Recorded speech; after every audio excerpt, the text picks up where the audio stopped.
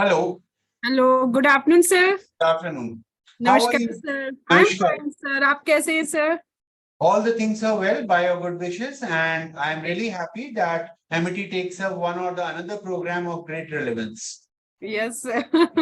So this is the second certificate course. Last time we run in the remote sensing, purely remote sensing and climate change, and this time we are taking this topic green technology and climate change. So what are the various sustainable technologies by which we can do the environment management?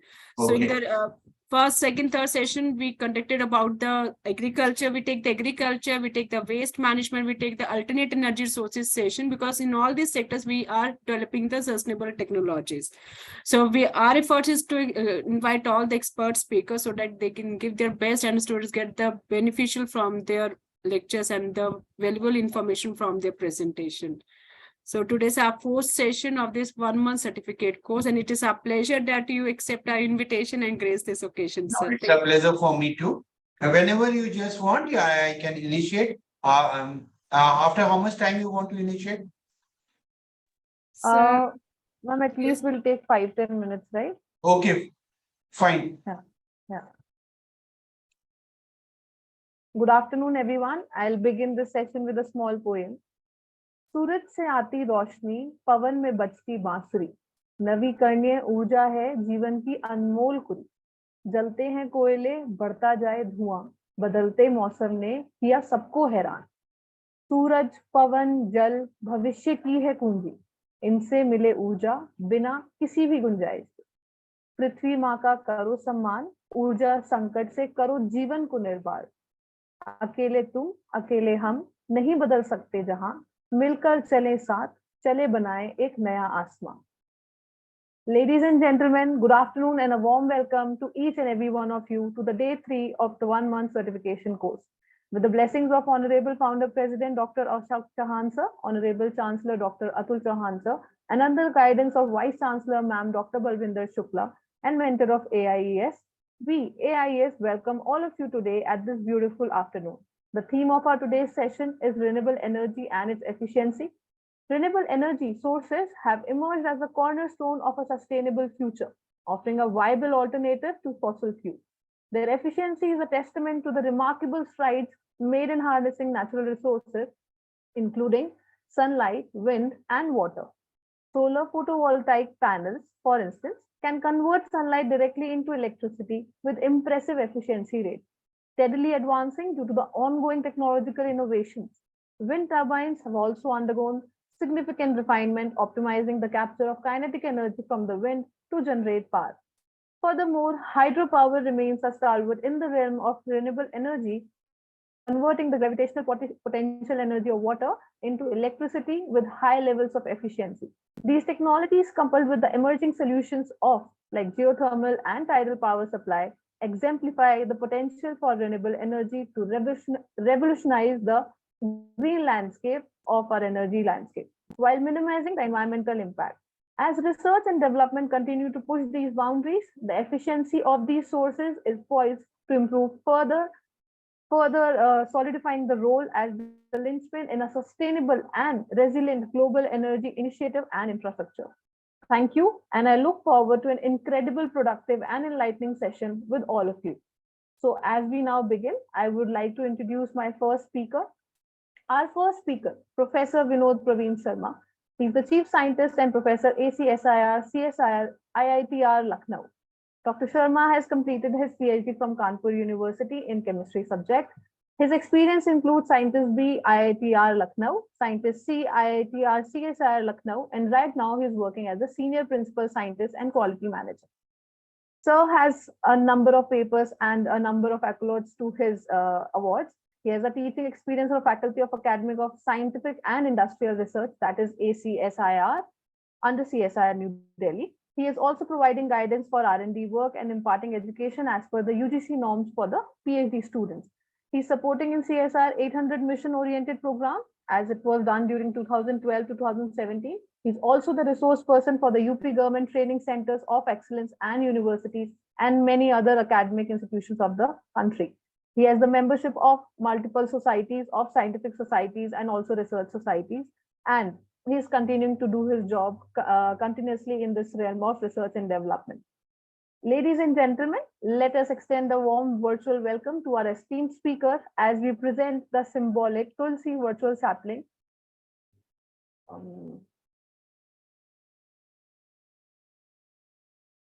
Dr. Renu Dhupar is presenting the Tulsi sapling to Yes, Vinod Praveen sir, Sharma sir.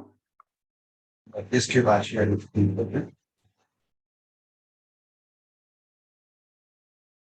Over to you, sir. Okay. Thank you, Joey and Dr. Renu. Are you able to hear me? Yes, sir. And the first slide I am sharing, just see that, is it visible? Yes, sir. Okay. Can you see the first Sir, slide? your slides are not visible. Your slides are not visible. Now you just see. Is it okay? No, sir, it's not shared, sir. You have to share it. तो share screen का button है down पे I am जैसे just last time trying किया to. था या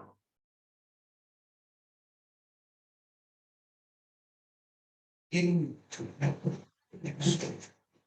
Share screen. You wanna.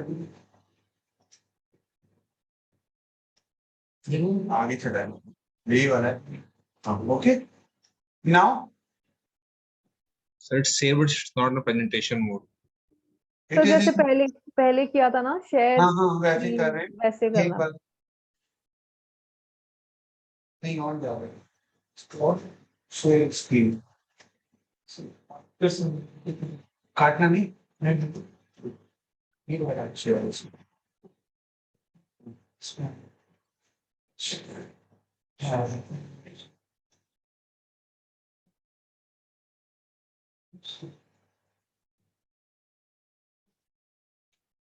आगे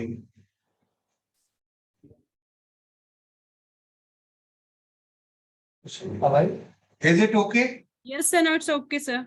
Okay, so all good yeah fine. Thank you, sir. So, very good afternoon to each one of you. And thank you for giving him an opportunity to speak on the occasion when you are having the certificate course of great relevance on the green technology for mitigating climate change. And all of us are observing the various changes in the climate change. I take this also an opportunity that the confidence which the management of MIT University and the collaborators, the participant, the academician fraternity in the present scenario in IITR and also having the close linkages that gives a boost to us. And always we look forward for more and more collaborations so that we can strengthen our bond and take the benefit to the society. So in this continuation, we are talking on the particular aspect of waste management and circular economy, importance and current strategies for the today's activity. If I have to say that what a wonderful combination of Jui and reciting a poem, and moreover, she is deliberating on the point which is very, very vital for the society. मुझे नहीं मालूम था कि जूही और रेणु जी में एक कवि, एक संगीतकार, एक गीतकार और एक पर्यावरणविद के कॉम्बाइंड इफेक्ट साथ में है। तो मैं आप सब लोगों को सबसे पहले तो इस बात का धन्यवाद दूंगा कि आपने और मुबारकबाद दूंगा कि किस तरीके से आपने तीनों चारों चीजों को जोड़ा। I really compliment Juhi for her initiative in this particular aspect. And now coming to the point of clean energy, renewable energy, sustainability, how we can link up, I would like to say that sustainable development is a pathway to the future we want for all. It offers a framework to generate economic growth, achieve social justice, exercise environmental stewardship or entrepreneurship. And thus, it is not only the image, it is not only the thought process of our Prime Minister or the persons who are in the Niti Aayog or in the education fraternity and so forth, but we continuously and through the activities of G20 or the international different other programs where each one of us are directly or indirectly participating, we are looking for Vasudhaiva Kutumbakam.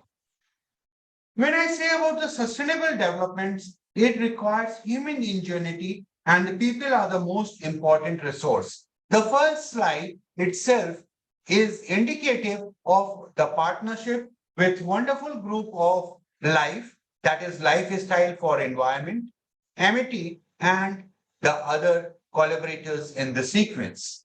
If I come to the next point, which I have highlighted through this particular slide, we want the different type of preferability in the approaches. It may be source reduction, recycling of materials, energy recovery, treatment, and disposal.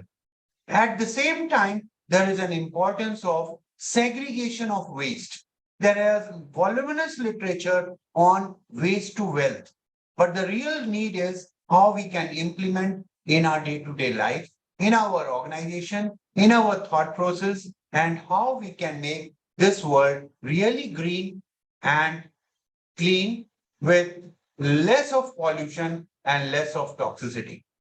So the green technology does not go in isolation. It goes with the 12 principles of green chemistry and also with the different approaches of social worker, academicians, judiciary, regulatory, and so forth. If I have to think about the waste management system, there are concepts of reduce, reuse, recycle, energy point of view, incineration, and landfill. Is any one of them is perfect? Our answer will be no. They are working in close coordination and we need one way or the another and sometimes the combination of these. So some has defined that there are 3 hours, some has said 5 hours, 7 hours or 9 hours. Whatever may be the hours, it is OURS. We have to find out what we can do and you can do and the individual at different levels at the global platform. So the recycling, the treatments, it may be thermal treatment, geothermal strategies, and at the same time, the different type of actions like pyrolysis or gasification. When we have to think about what are the issues, and while I was reading the different journals and papers, which directly or indirectly, there is a need. And as a scientist, we should go into more and more papers. But when I go into the critical point of view, I found few papers which I am just highlighting, whether it is any part of the country, the pyrolysis-based municipal solid waste management is being thought of with the strength, weaknesses, opportunities, and threats. There are emerging waste to wealth applications of different type of products. One is fly ash for environmental remediation. In the case of plastic and polymers, all of you are aware that in India itself, we are having the roads made from plastic waste.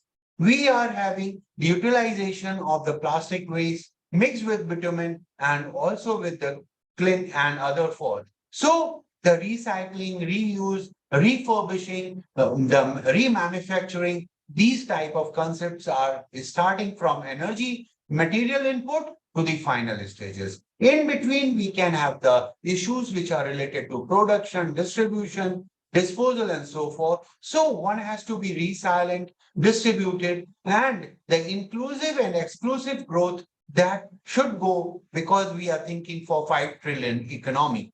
And when we think about this 3 trillion or 5 trillion economy, I am happy to say that I could meet a personality in the case of renewable energy, and that too in the solar sector, that is Chetan Singh Solanki. He visited our institute few days back, and he is running a Swaraj Foundation where he is working day and night for the renewable energy.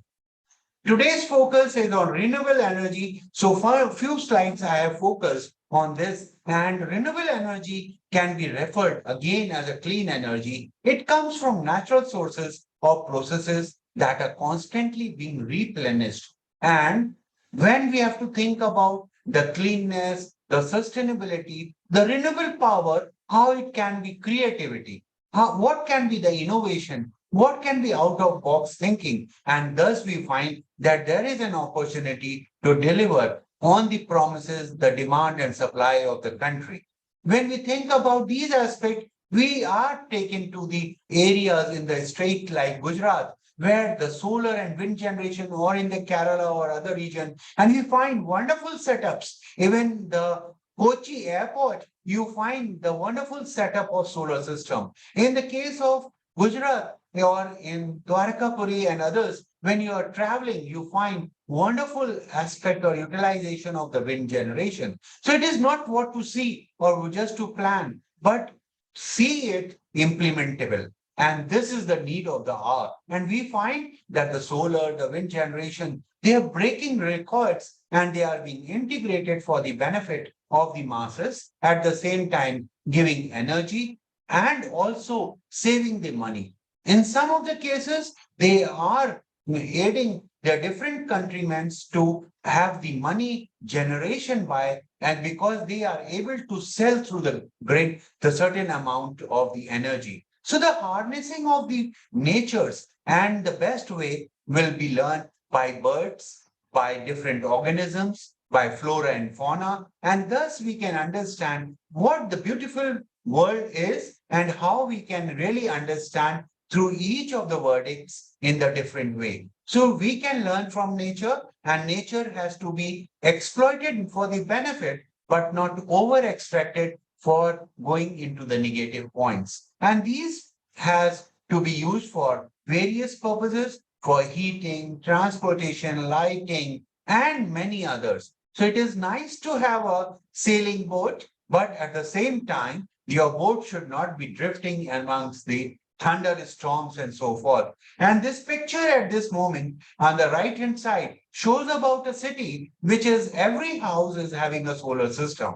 And the person on the right, you find the Chetan Singh Solanki, you just put his name and you can find how and what wonderful aspect he is covering. He is a person from IIT Mumbai, not from, I am not quoting the examples who are from the other parts of the world, but India is a Vishwaguru and will prove to be in the coming years. So I can say this is small step of amity will go a longer way in coming years. And thus, there are multiple sources of energy. It can be geothermal, it can be wind systems of small and mega shapes. We can have the hydroelectric power, solar power, and biomass, even the bio-based products to help us in the different forms of life. And we have to understand that the wind and solar powered homes can either say stand alone or no, they have to be taken into the consideration with the electrical grid and how we can really be a power provider instead of just a power consumer.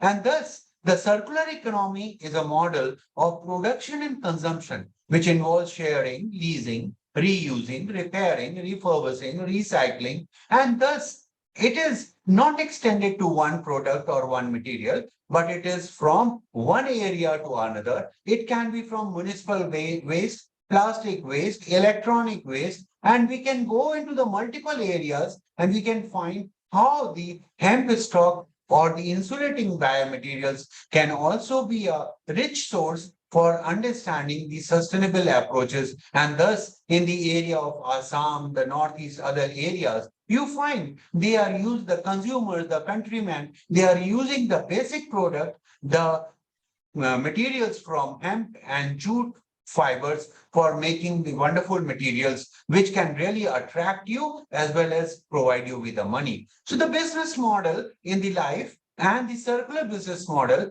should go in a hand to hand. And this should understand the different type of loops which can be interconnected, like intensifying, narrowing, slowing down, multiplying, and thus the circular economy is not a simple term. It involves the better understanding and how we can have saving at the same time, how we can earn more. But here I would like to say that we have to incorporate the concept of philosophy, moral aspects, ethical aspect. It is easy to say, but sometimes difficult to really use. And thus the planet can be enriched. And thus investing in the different sectors will help us in the economical growth. But this growth should not be jobless. For our countrymen, for our students who are studying the biotechnology and others, I want wonderful job opportunities. And for these job opportunities,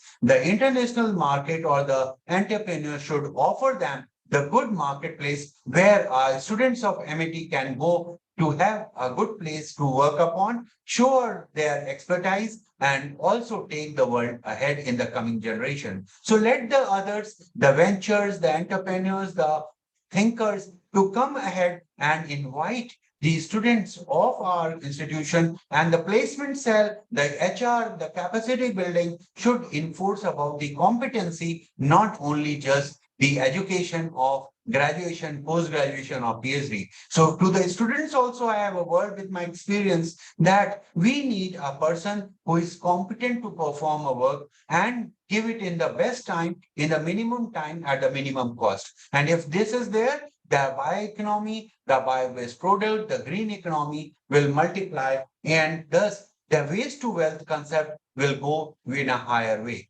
So when we have to think about the economical development of a world, not only of a country or a state, I have to think about the employment policies and procedures, training, social inclusion, transport, land development, sustainable development, education at the wider level, energy, and about the climate. There are drifts. Fortunately, the meteorological department has now very advanced, and we can really focus what will be the weather in coming years or in coming month or in coming week, when at what time there will be a rainfall, and thus we can safeguard the fishermen, the different type of persons, whether it is Orissa or any part of the country. So we are able to term them through the wonderful names, but the repercussions which come to these common man has to be thought of for the wealth creation, how we can prevent, minimize, or there can be the disposal. The most favored option has to be worked when we are taking the aspect of our country, Swachh Bharat, Unnat Bharat, Pragatishil Bharat. स्वच्छ भारत के साथ साथ हम जीवन को स्वच्छ कैसे बनाएं, संवेदना कैसे लाएं, और उन संवेदनाओं में हमें ये आवश्यक है कि हम एक दूसरे के दिल तक जाएं और दिमाग और दिल को कैसे कनेक्ट करें, जिससे कि हम एक दूसरे की आवश्यकता को सही तरीके से समझ सकें, उसका पालन कर सकें, उसको आगे बढ़ा सकें, और जीवन के निम्न स्तर से लेके उच्चतम स्तर तक हम अपनी बाहें कैसे फैला सकते हैं। अगर इसकी जरूरत है, इसकी आवश्यकता है, तो हम infrastructure imperatives, carbon management, green energy, अगर हम when we think about the sustainable goals, they are all 1 to 17 are interconnected, and through the last about a decade we are working hard upon it, and we are successful in few, but still there is a long way to go. What Juhi was saying in a poem also, I can really say there is a long way to go, long steps to take, and we should cherish that the steps are more and more. We should not sleep until the last beneficiary or the stakeholder can take the benefit of green energy, carbon management, water conservation, environmental conservation, so as to meet the human development goals while also enabling natural systems to provide necessary natural resources and ecosystem services to humans. And when I say human being, the thought process, the thought of the elderly person and thoughts of the small children who can't speak, but they have a lot to say for the world. And thus, the desired result in a society where living conditions and resources meet the human needs, not the greeds, and without undermining the planetary integrity and stability for the natural system. So we should understand what the earth, what the Mother Earth or the ocean or the other river bodies or aquatic bodies want to say. What is the flora and fauna in Andaman Nicobar or in Lakshadweep or in US and Australia beaches? So we just don't go for spoiling the beaches, enjoy the beaches, but make them thrive for the betterment of the coming generations. And thus, no poverty, no hunger, good health, clean water, sustainability, hygiene, industrial aspects, life for the persons who are, or for the generations, for the wonderful beauty which is underneath, we should understand. And we should understand how we can take up the things with no pollution and what the best is in the field of environmental sustainability. So it is not the circle, but we have to think while we are taking a flight, is it the carbon emissions? Is it only the emissions, or it is our comfort to reach within 1 or 2 hours to the destination? Or are we really harming to the environment, the wonderful sky? Because ultimately it is of not one country, it is a global scenario. It is nice and it is always a pleasure to say that we have gone to the moon. Our efforts are toward the sun, and Aditya or Chandrayaan Yatra is a success story. But we should not stop here.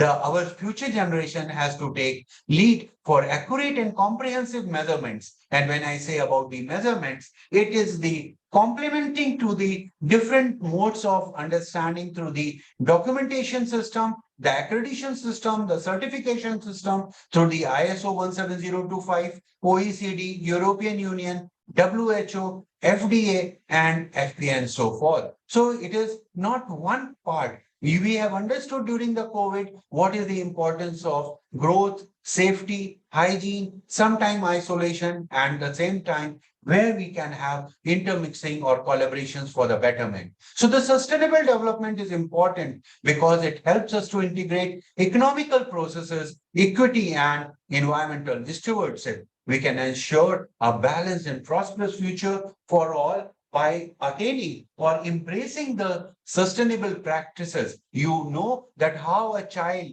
is being embraced by the mother, we have to embrace the nature to us. It is not that while we are doing the academic activities in our institution of higher repute or excellence, we are just for degree, one for promotions and others, but we have to implement in the real life so that we can do better and better in the coming years. We have to see the smile of the farmer and also the farms and also the workers who are working day and night in our agricultural land. Fortunately, in India, we have wonderful fertile land, but we should not spoil it with lot of pesticides, agrochemicals of different categories to make this. But the productivity is good, but productivity should not be for a year or a two. It should be a sustained one, long term.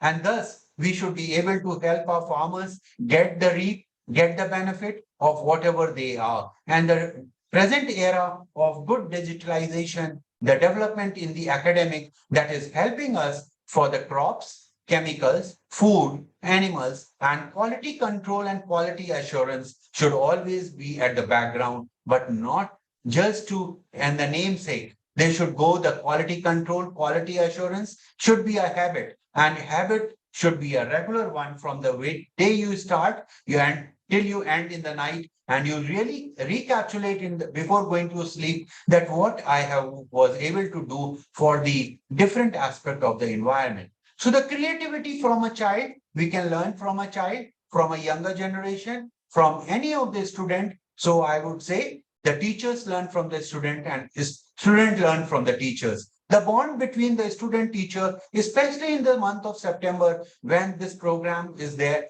I related the Happy Teachers Day to each one of you as an academician. And thus, the creativity which has come up, which has sprung up in the last few years, I can say the bond between the CSIR and MUT is strengthening day by day, whether it is one person or others. There are several personalities from CSIR family. They have joined the MIT because we do not consider as a separate family. And thus, it is not 30 or 33 persons who are just attending this program. I would say each one of them should be multiplied to the power n. And thus, the mind mapping for betterment should be taken up. This takes up to the thinking of the different learning tools and the visibility of mind mapping, the climate change and the change of mindset is also very important. And when I say about the mindset change, it is the change of mindset in different perspective. It is not you're just wearing a particular spectacles with a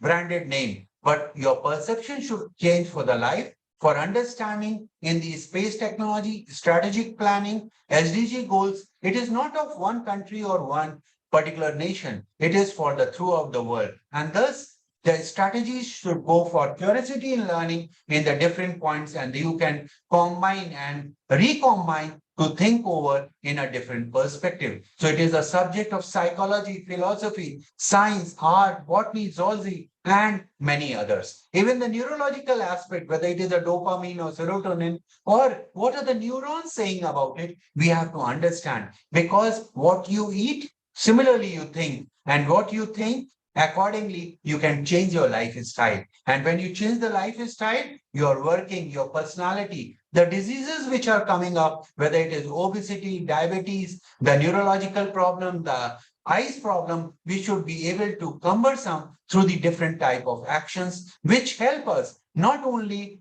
to this, and I remember here Tony Buzan for mind mapping and other things, and the sustainable development is thus interlinked to the normative concept of sustainability. And this help us through the different questionnaires, the different type of Google plans and others. So we should think about how this can help to attain success. Our teamwork is very important. No one can succeed without a teamwork. So I can say the team should go stretching again and again, and even anti persons, the persons who are at the wronger front, we can change their mindset. We can change them for the betterment of the management and monitoring and control of the situation. It is the population explosion is another thing. We at India really we find worried because the population, whatever we want to do, we have to think from a population point of view because our population is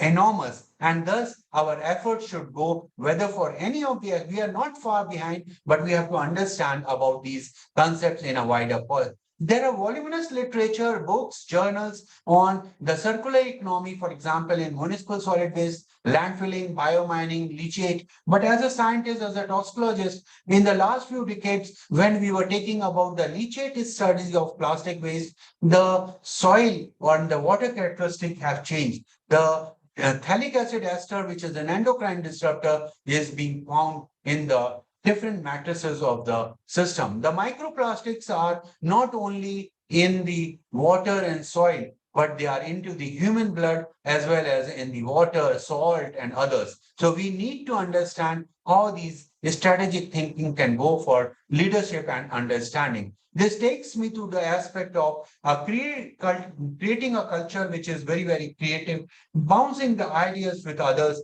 getting the positive feedbacks, be prepared to understand and hear to the voice of the critics. Even if a critic says that this was a wrong point which you stated in your deliberation, I am very happy to make a change in the coming years. And this is what the MIT and other institutions with whom I am working since last about 3.5 decades. I started my career in 84 and till today, I am finding as a teacher, as an innovator, working with the ministries of environment, ICMR and others, that it is always a learning process and every day is a learning step. So the higher education sector can play a great role in supporting local authorities for universities for the different flora and fauna. And this the foundation, like Ellen MacArthur Foundation found that implementing a circular economy in the industrial sectors could cut the carbon dioxide emissions by significant amount of 3.7 billion tons by 2050, which may negate emissions from the entire. But still, it is not just a statement. We have to play a role,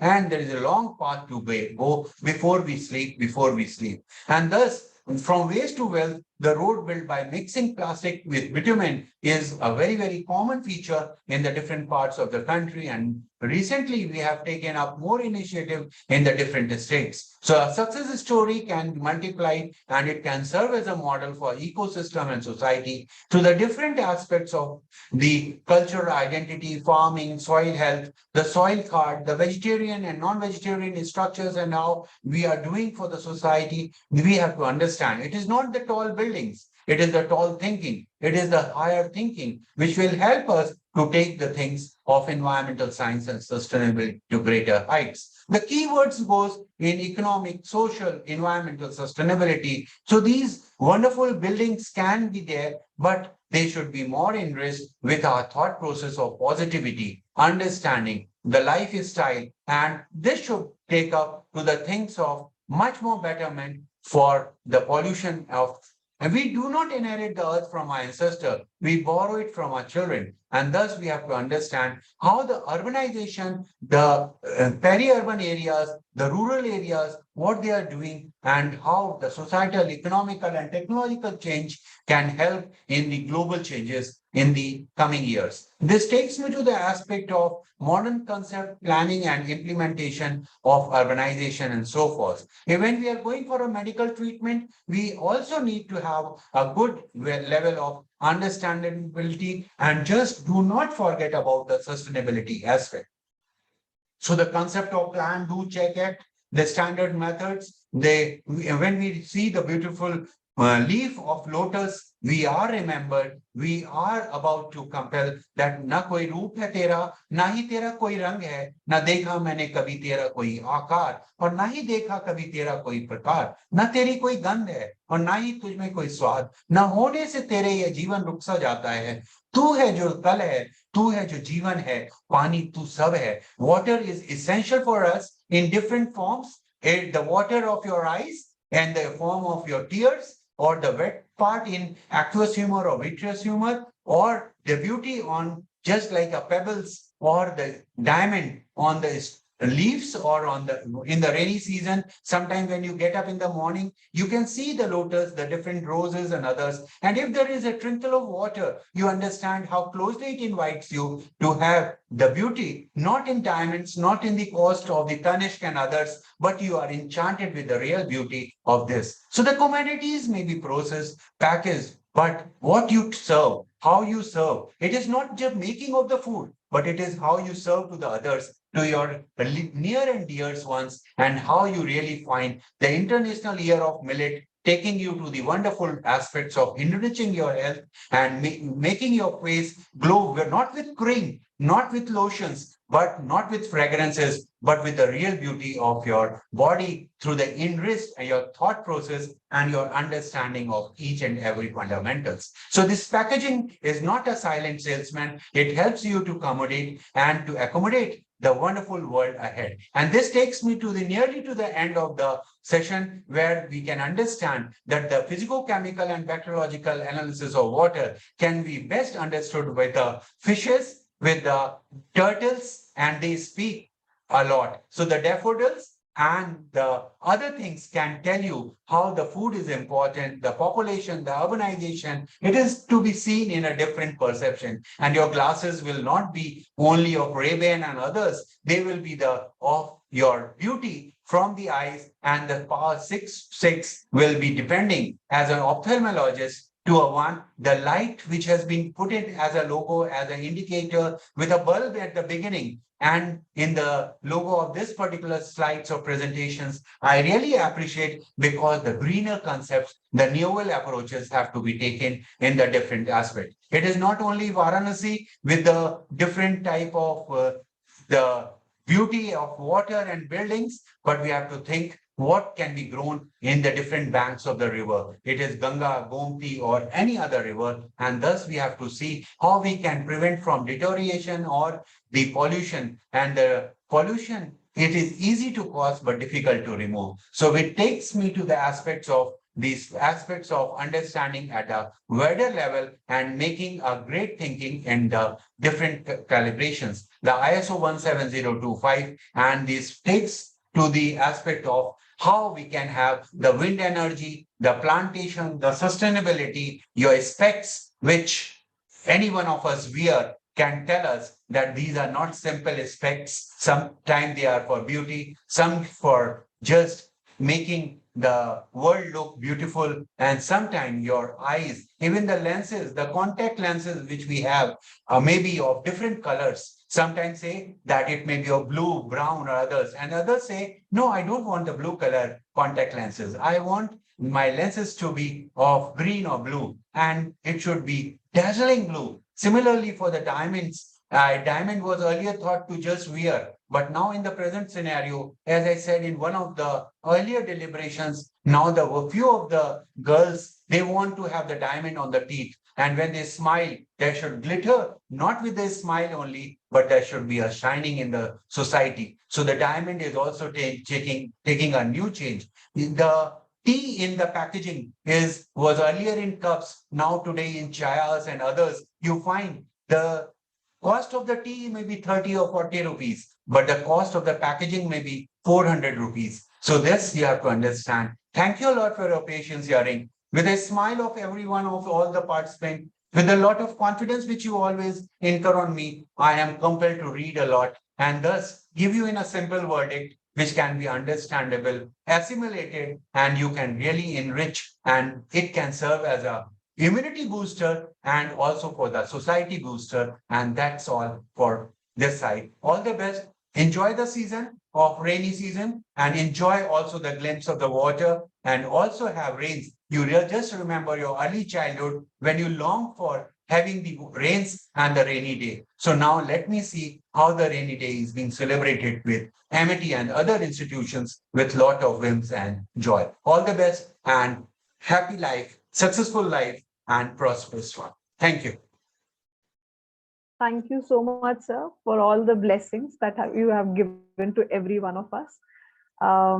Apart from appreciating the content, I would definitely say this, that you actually present everything, every topic in very simple words, which is why it's very efficient to absorb whatever you're saying. Which is like that's a ultra good factor about your presentations. Thank you a lot, Joey, and the team of Amity, I would say, is starting from Dr. Chauhan and Dr. Balwinder. I pay special regards to them and look forward for throughout the life, the wonderful interaction with Amity and CSIR or IITR in particular. So all the best. So I have a few questions in the chat box. May I just Sure. say it to you? Yeah. Sure. So one question is that what do you choose if you can? That what particular renewable source of energy you would choose for Indian future? If you get to choose one. The choice will go towards the solar power and also to the wind energy.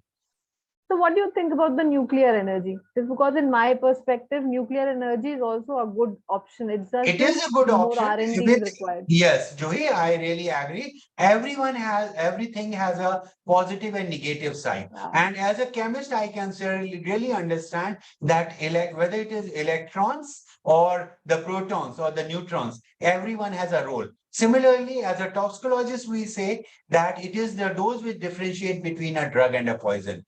The same salt can be a booster and can make a good taste to your food. But if it is higher amount and if it is more than 0.9% in transfusion, it will be problematic. Similar is the case with nuclear. Yeah. Okay. Another question. Just because we produce so much of renewable energy right now, we're trying to boost up as well. But the amount of energy that is produced is supposed to be stored as well. So what is your perspective on energy storage solution for renewable energy and any challenges associated?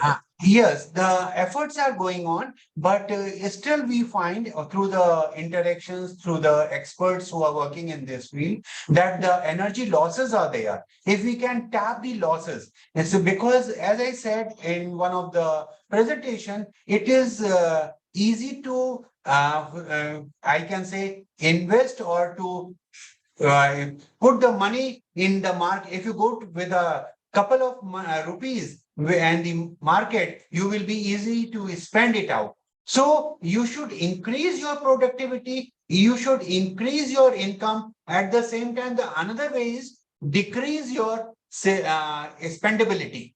How you can, for example, you are having the 20 clothes. Can I limit to 10?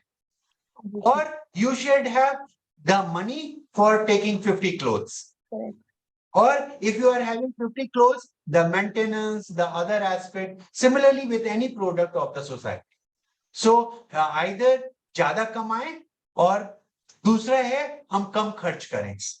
हमारी जो limitations हैं, हम अपनी खर्चों को कैसे कम करें जिससे कि हम वेस्टेज भी ना हो और हम वेल्थ की तरफ आगे बढ़े. तो वेल्थ के लिए दो फॉर्मूले हैं, या तो हम अपने खर्चों को कम करें और जो है उसको हम संजो के रखें, लेकिन संजो के साथ साथ हम ये कहेंगे उसका सदुपयोग करें. Thank you. Thank you, sir. That'll be it from our side. And thank you so much for the presentation. Thank you so much for the deliberation. Thank you, sir. Moving ahead, everyone, I would like to move to my next speaker, Professor Dr. V.K. Jain sir. Jain sir, yes. Jain sir, I think you need to rename yourself. आपका नाम Anamika ma'am के नाम से आ रहा है. I think you got supplied with the wrong link. तो Anamika ma'am के link से आपने ज्वाइन कर लिया तो आपका नाम आ रहा है. जैन सर, आप अपने उस पे पार्टिसिपेंट्स पे जाके उस देयर बी थ्री डॉट्स पे जाके वहां पे रीनेम का ऑप्शन आ रहा होगा.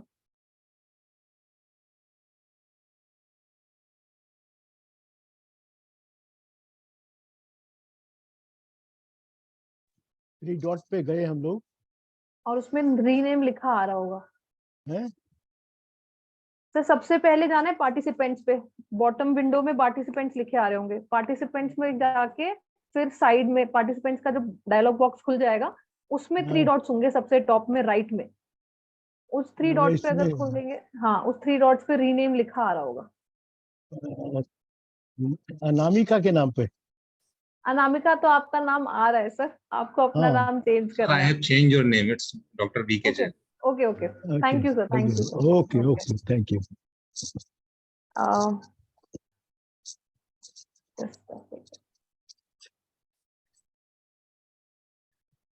So, for a better inquiry for my participants, I would like to introduce my next speaker, Professor Dr. V.K. Jain, distinguished scientist and professor. Dr. Jain has done his PhD in solid state physics from IIT Delhi in 1970. He joined Solid State Physics Laboratory in 1972 and worked as director grade scientist up to 2003. He was the head of Silicon Devices and Microelectrical Mechanical Systems Division and developed many new technologies. Among these, a few have been transferred to the industries. His result of electroluminescence in porous silicon was considered as the first international observation and also reported as news by Photonics, Spectra USA, Electronics Asia. He also developed technology for space quality silicon solar cells. He's among those who have started those mechanical systems MEMS program in the country and also produced. Dr. Jain was also associated with the National Program on Smart Materials and MEMS technology from the beginning. He worked as an emeritus scientist of CSIR at NPL and also worked as a guest professor in MIT Institute of Nanotechnology conferences and has many papers and patents to his awards. And today he's gracing our conference and our certification course on this particular topic, green technology for mitigating climate change, and the theme would be renewable energy. We welcome you, sir, with a virtual Tulsi sapling. Thank you very much, Dr. Dewey. Over to you, sir. Okay. Can I share my slide? Yes, sir. Again, share screen on the bottom window. Can you see my slide? Yes, sir. So presentation mode में कर दीजिए.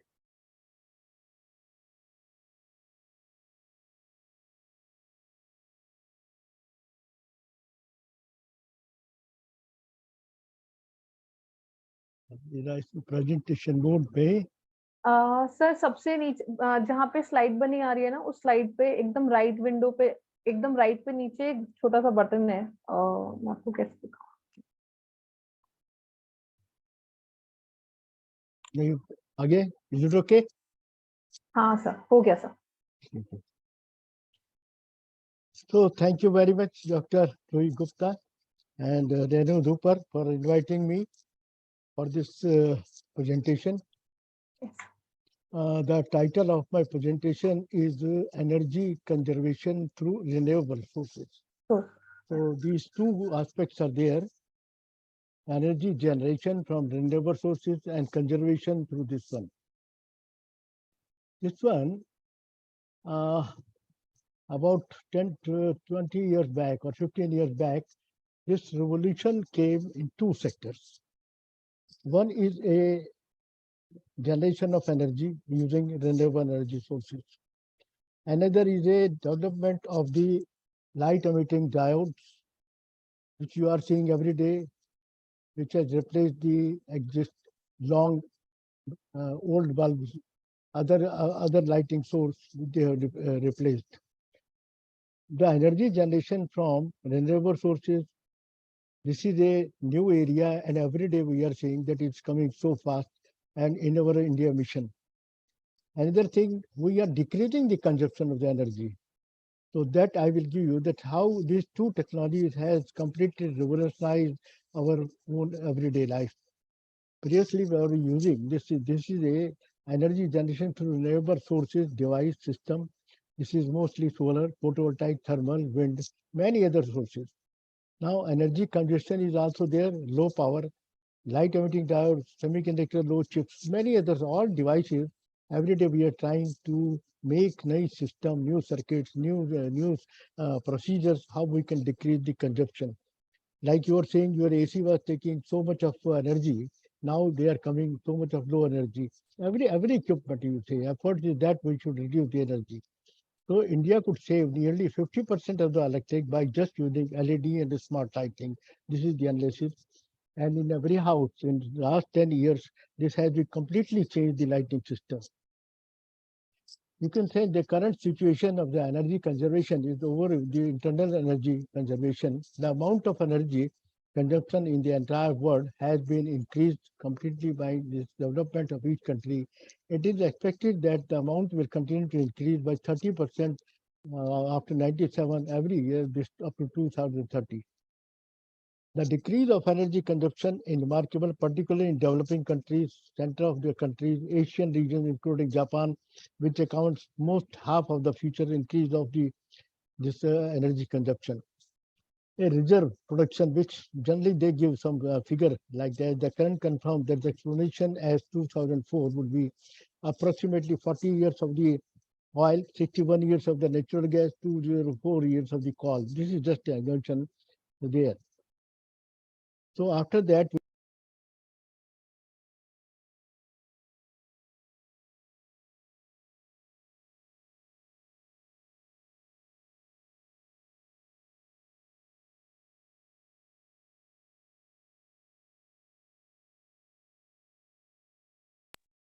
okay. Now the light emitting diode, you can say this is a semiconductor device which we are trying in our country to make it for last more than 20, 30 years. And this light emitting is up to 74% more energy efficient than traditional incandescent lamp. So the CFL we are using a few years back. After this one, the price of the LED bulb is also in India, it dropped down drastically, rupees 400 in 2004 to about 70 rupees in the last 5 years. So this is over 2.1 million conventional street lights have been already replaced with LED lights across the country under the street lighting and natural program of this national program is there. Now, this energy conservation is the effort made to reduce the consumption of energy by using less of an energy services. More and more people are becoming passionate about conserving energy in the home due to two fundamental reasons. Number one, to save money, definitely because your bill was so high. To reduce the amount of damage caused by the environment also, because we are using so much environment steps are there. These steps are giving this one that the switching to renewable energy source in the household, turning off the lights when you leave the room, using energy efficient light bulbs, using less water, turning off the rather than the leaving the room standby position. So all these efforts have been given every day so that you can reduce the energy by your efforts.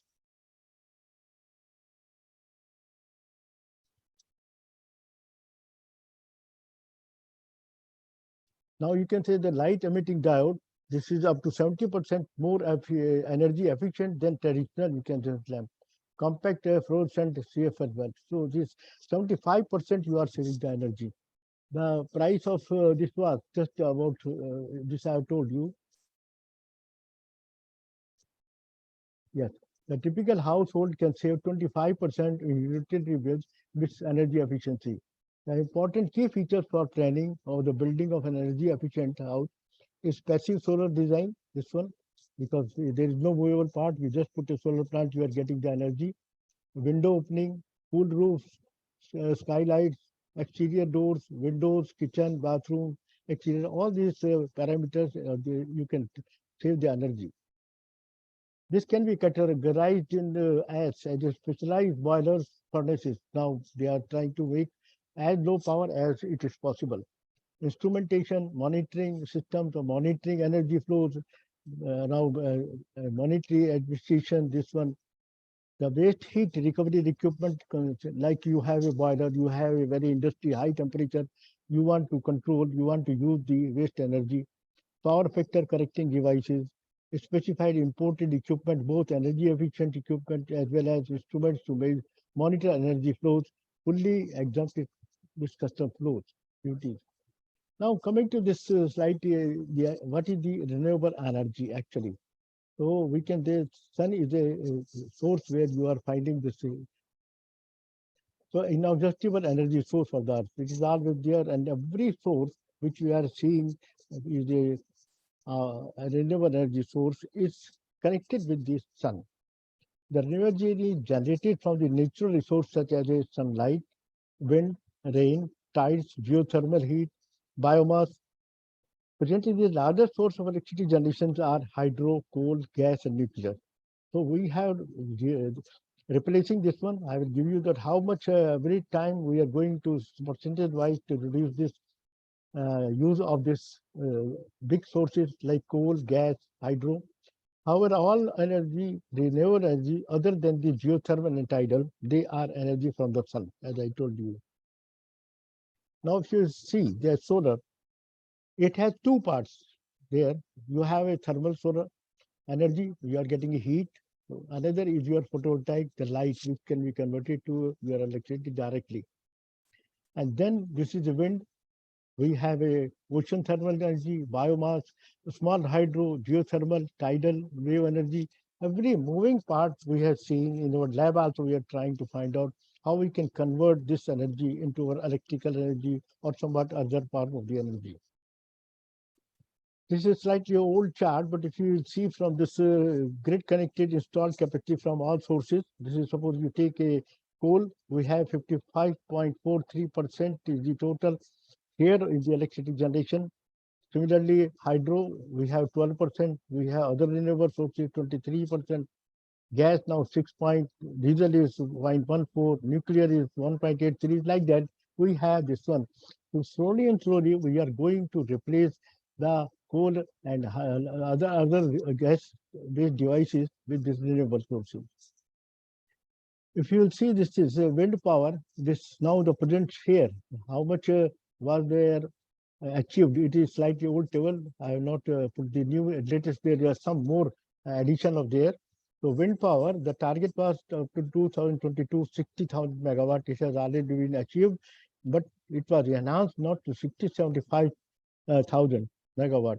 Similarly, solar power, it was 1 lakh megawatt power. It has already been achieved, and now they are putting this one more about 400 megawatt, 400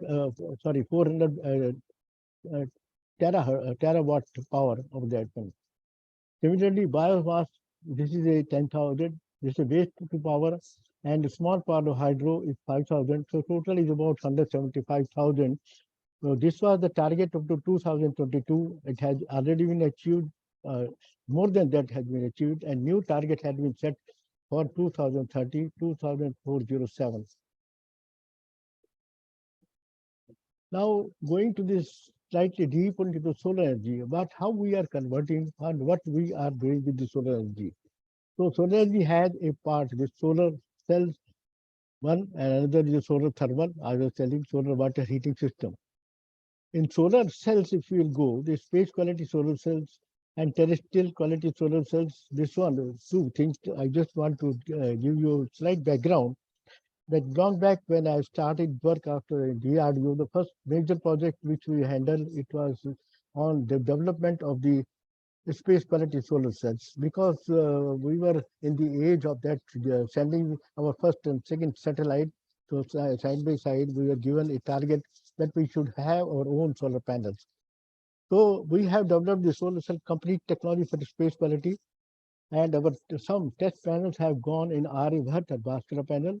We got the report that they are better than any imported solar cells. But unfortunate thing was that it was not put further because when it has gone into the production, then our production was so much that 1 day production was sufficient for 2 years for our satellites. So it was closed. But at the time when we have developed this technology, it was a very difficult technology. At that time, there was no moderation about the cost. Whatever cost is there, but reliability should be very high so that we can go up to 25 years in the space. So that was time. So we have done a lot of work in that, cost or not. But at that time, nobody had thought that a day will come after 20, 30 years that the electricity generated by these solar cells will be cheaper than your normal electricity. So today we are in the phase that we have changed how the hard work we have done to reduce the cost. Because the reliability on the earth is different requirement and reliability in the space is different requirement. So it has come now terrestrial solar cells and in our institute also at MITI, but otherwise in the whole India, we are having a mission that we should be number one in the whole world in putting the solar energy using our solar cells. So now all big industries, they have come and they are making solar cells in 1 day. Yesterday I was talking to one company, they were producing 2 lakh solar cells per day. Their production is only for 1 day production. And 6-inch solar cells, now they are going to 10-inch size of the solar cells. So you can understand how much big it is going. And it is a big target in our country. Now the cost of this solar cell is also, I told you, it's much, much less than your regular solar cell. They are coming in their bigger way. I will give you a few pictures how they are. Then the third point is also that space-based solar power stations, it is also in planning to generate power in this space and then transmit to Earth. This is just a picture that if you want to make a green type house there, then nowadays it is coming with a full set that we should have the hydrogen as a fuel, electricity from the solar, heating from the solar, hot water from the solar. So in the house, this will be a complete green house now. They are making so many different designs to maximize the efficiency of this one. Now this is a complete design of a greenhouse that if you can, I will not go into the details, but this is a complete design that what type of design should be there so that your kitchen, your room, your bedroom, your drawing room, your gas connections, everything will be from your renewable energy sources completely based on the green energy generation. Similarly, different sectors in renewable energy sectors, has applications like solar panels of big and small rooftop, because we are going now in both ways in our country. Megawatt plants, and we are having also rooftop plants for 3 or 4 or 5 kilowatt, and then we are going megawatt in bigger areas.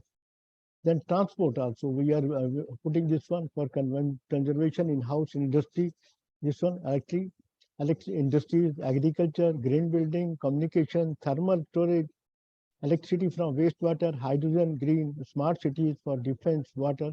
Means no sector is left because without energy you don't have anything. So we have to replace the regular electric sources with renewable energy sources. Like you can see in your city, every day you are seeing that on the pole you have a solar panel, automatic is there and light is coming. Similarly with the house, and then this one, you have this is satellite one. Recently you have seen L1, you have seen Chandrayaan. All depend upon the most of the dependencies upon solar panels. Like you have seen this Chandrayaan 3, 15 days it will be off, then it will be on, because power source is only your solar energy and with using our photovoltaic silicon-based solar cells. This is another type of model is also coming, that you have this all panels. You can make a car parking, you can make so many different designs into that so that you are not wasting the space, because suppose you have to make a shading for your car parking, you have to read so many other things. You can just put the solar panels and you generate the electricity which is sufficient to supply some of the house or to be itself to this area. Like now in railway, a big revolution is coming here because they are putting on the top of this railways all these solar panels. So right now only the air conditioning, other all things they are just running with this one. So the efforts are also to maximize the use of this energy generation, and it is a moving source. When the train is moving or standing somewhere, you are getting the electricity. There are two types of uses of electricity here in every type. We can see one is a storage, another is a non-storage. Like in our university, Amity University, we have along back this 1 megawatt solar panel, but we don't have any storage because storage is also quite costly because you have to store, charge the battery, then you use battery life is also limited. So every government building or schools or universities, we are using direct conversion of this one. When sun is there, we are getting the electricity and it is fed to our grid. And the grid is giving this one supply to our buildings. So anytime when cloud is there and anytime when you have some rain is there or in the night, automatically it is going to the normal grid. So it is partly saving all the electricity which is coming from the grid. So this is one way. Another way is that wherever we want storage, there we are putting like your inverters in your house, that inverter, your battery is charged with the solar energy and then you can use in the night. So both ways, wherever is fit, they are using this type of combinations. Now the third thing which is coming very fast because we are every connection is on AC light in our house. But from solar, we are getting directly a DC light. Long back, we were having only DC light. Now they are saying why we should convert DC light to AC light. We'll going to convert our many systems in our house and lighting systems that directly AC should be utilized. There is no need of converting into AC and then to use because that is a loss factor.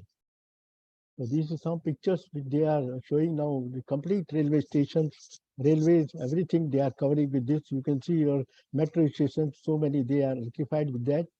Even in the desert area, when they have a tent structure, they put this type of solar panels there, and they are supplying this electricity. So at a remote area, you can use. There is no need for grid line, so they can replace completely this your normal electricity.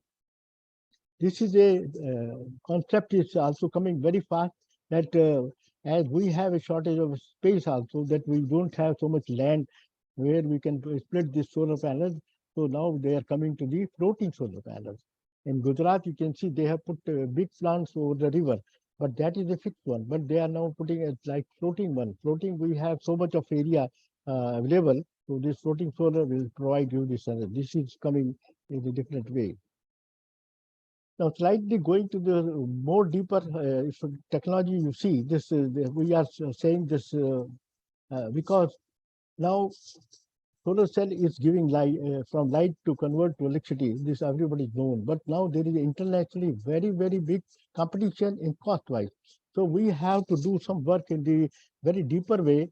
How to reduce the cost? Because if you are getting from China, if you are getting from somewhere else, it is so cheap. So in the market, the international market, you have to compete with that because you are generating the electricity at a very low cost level. So the efforts required two ways. One is either you increase the efficiency of the solar cells or you decrease the cost of the processing things or materials cost. So two ways where efforts are going. So we cannot go into detail, but these are the typical p-n junction solar cells. In first generation, it was simple material, silicon we are using. In second generation, instead of using a thick material, we are going to thin film. So make a cadmium telluride, CIGS, CIS, so many things. Then we are going to third generation also. New devices introduce photoelectrochemical cells, polymer solar cells, quantum dots, tandem multiplication, solar cells, nanomaterials. So many new type of things are going on every day. So to reduce the cost and find the new source of this new renewable energy sources. This is just a picture. You can see this silicon solar cell. Normally we have, so we have also made so many silicon solar cells, but the many things are coming to increase the efficiency of that. You will see in few more slides. This is a porous silicon, which I had done a long back in 95, 96. It was the first international observation because the main problem right now that in basic material of silicon, you can make solar cells, but you cannot make light emitting diode. For that, we need another material, gallium arsenide, which is costly. So all over the world, the efforts were going that how we can use cheap silicon material, which is the backbone of all electronic industry, to make light emitting diode. So the first observation which I made at the time in Silicon, and we made a first light emitting diode, but the problem came. It was announced internationally that this is the first time this has been done. But the problem was that only the life of this light emitting diode was short. So till today, we are waiting that some major breakthrough will come and we will be able to make this light emitting diode.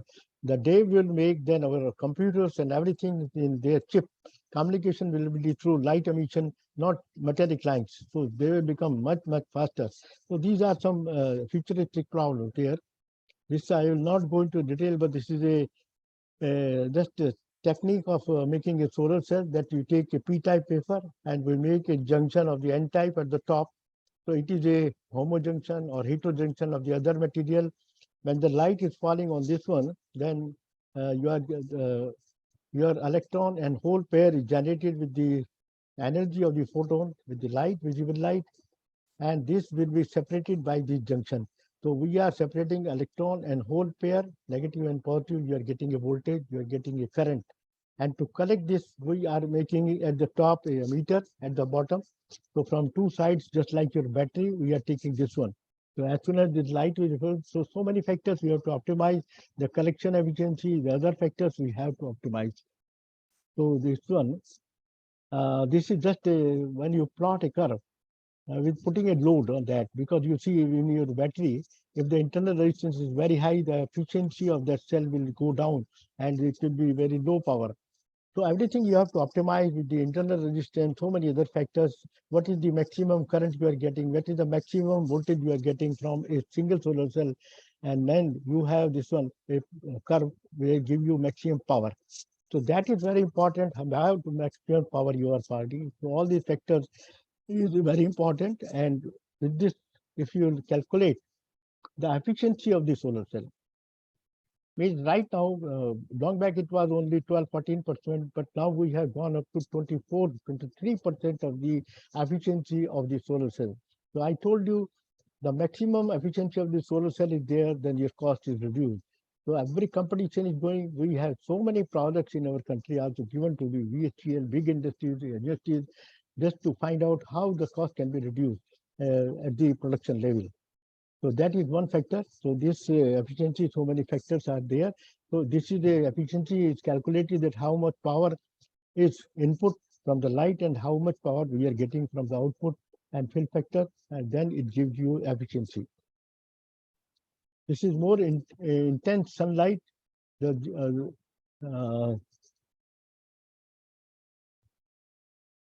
I was telling this one, that long back there was a big program accompanying a large number of big countries, so that they are saying that in the sun, if we go to the upper atmosphere, the space, and we put a big satellite there with the solar panels, you generate electricity from there, accumulate this one, store it, and then transmit it to the earth.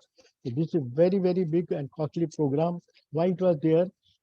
Like you can say, more intense light in geosynchronous orbit, which is about 36,000 kilometers, as SPS would be illuminated over 99% of the time. You know that if you want to have a satellite in the distance of 36,000 kilometers, it is geothermal. The satellite, suppose it is seeing the India, every time it will be continuously seeing the particular point there, because the speed of Earth and the speed of the satellite in this orbit is same. So that is another part, but here it is illuminated 90% of the time. So there you generate the energy and store it, and then transmit this energy to the Earth. So that this is a two-way it can be transmitted. One is a microwave beam. Solar power from the satellite is sent to Earth using a microwave transmitter, receiver, antenna. Or recent developments suggest that power could be sent to Earth by a laser beam. So these two things were in the thought when it was planned, but finally they thought that it is not easy because more developed high efficiency up to 85% beam is far below the lethal level, because if anything is coming in between this high energy beam, it will destroy it. So that thing is seeing a negative cause of that, no, it has been dropped right now. Similarly, with laser beam developed with this efficient transfer, 10 to 20% efficiency, the energy is so high that anything come in between it will die. But right now, apart from this lecture, I will just tell you that the new thing which has come. I've given few lectures in the defense. This is the night topic, directed beam weapons. Directed beam weapons means one is a high concentrated beam, another is a high concentrated laser beam. They are using as a weapon to destroy any satellite, drones, and everything. So all this is going in a big way in laser, and a microwave can burn all the electronics of the your satellite or missile if it is concentrated coming in that range. So right now, people are trying in our country also, big labs, they have now concentrating to make high power laser, high power microwave beams. So that is another thing. But at that time, it was to transmit power from solar, from earth from the space. Now the limit of the solar cell was also seen, that where the 67%, because the maximum theoretical efficiency of these cells can be 33%. Now, where this 67% is going, that was a big question. We are also struggling every day that thermal heat is lost by 47% because IR radiations in the sunlight. Then transmission is in this also, the IR is transmitting through this wafers 18%. And some UV range is although. So all these losses which we are doing, apart from 33%, how to cover it? There are so many techniques. We are also trying, so many groups, they are working on that internationally to cover. So this I will not go into detail, but apart from this one, another application which I will tell you that this is known as agrivoltaics. Actually, right now I have given so many applications of the solar cells, but the 3-4 years back, idea also came to us, and we have submitted the project that how we are putting our all solar panels in the wasteland, barren land, because we don't want to use our agricultural land or good land. But we have reversed this idea because we have a very large amount of agricultural land. How we can put solar panels in the agricultural land? So we have put up a proposal to the government of India, and out of 50 projects at the PM level, we got 2 projects sanctioned. One was our this one particular design that we should put solar panels in a farming field. The question came from there is that how the shedding effect of these solar panels can affect the growth of the crops. So we have put in amateur industry, if you have a chance, gate number 1, near that we have a complete agri farm in which we have 12 kilowatt power generation, and we have studied many crops under that. We have our many research scholars, they are working to design that particular design will not affect the particular crops. So this area, agrivoltaic throughout the world, it is coming in a very, very big way. And we are also getting now demand from many sectors that how we can give the farmers this information, because we have seen that this small farm income can be increased from 1.5 times, because anytime when they have some difficult problems, drought or floods or hailstorms, they are ruined. But if they have a agrivoltaic can provide the economic support farmers during these extreme bad conditions. At least they will earn by selling the electricity. So cultivation of the crops and photovoltaic panels together on the same land. So shading effect of the solar panel of the growth of the crops and loss of efficiency of the generation of the high temperature, because these panels have also a very different effect. If the temperatures increase to 70 degrees in the summer season, then the efficiency is dropped by 5%. So many big industry, everybody is working on that throughout the world also, that how we can cool these panels so that efficiency loss should be reduced, because it is in a very, very big amount, crores of rupees from a smaller megawatt plant.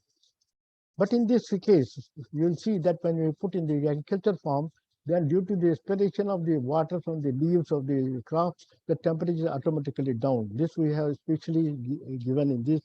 So at the peak time, when the solar radiations are maximum, the temperature is 60 to 80 degrees on the panels. At this temperature, the efficiency is 4 to 5%.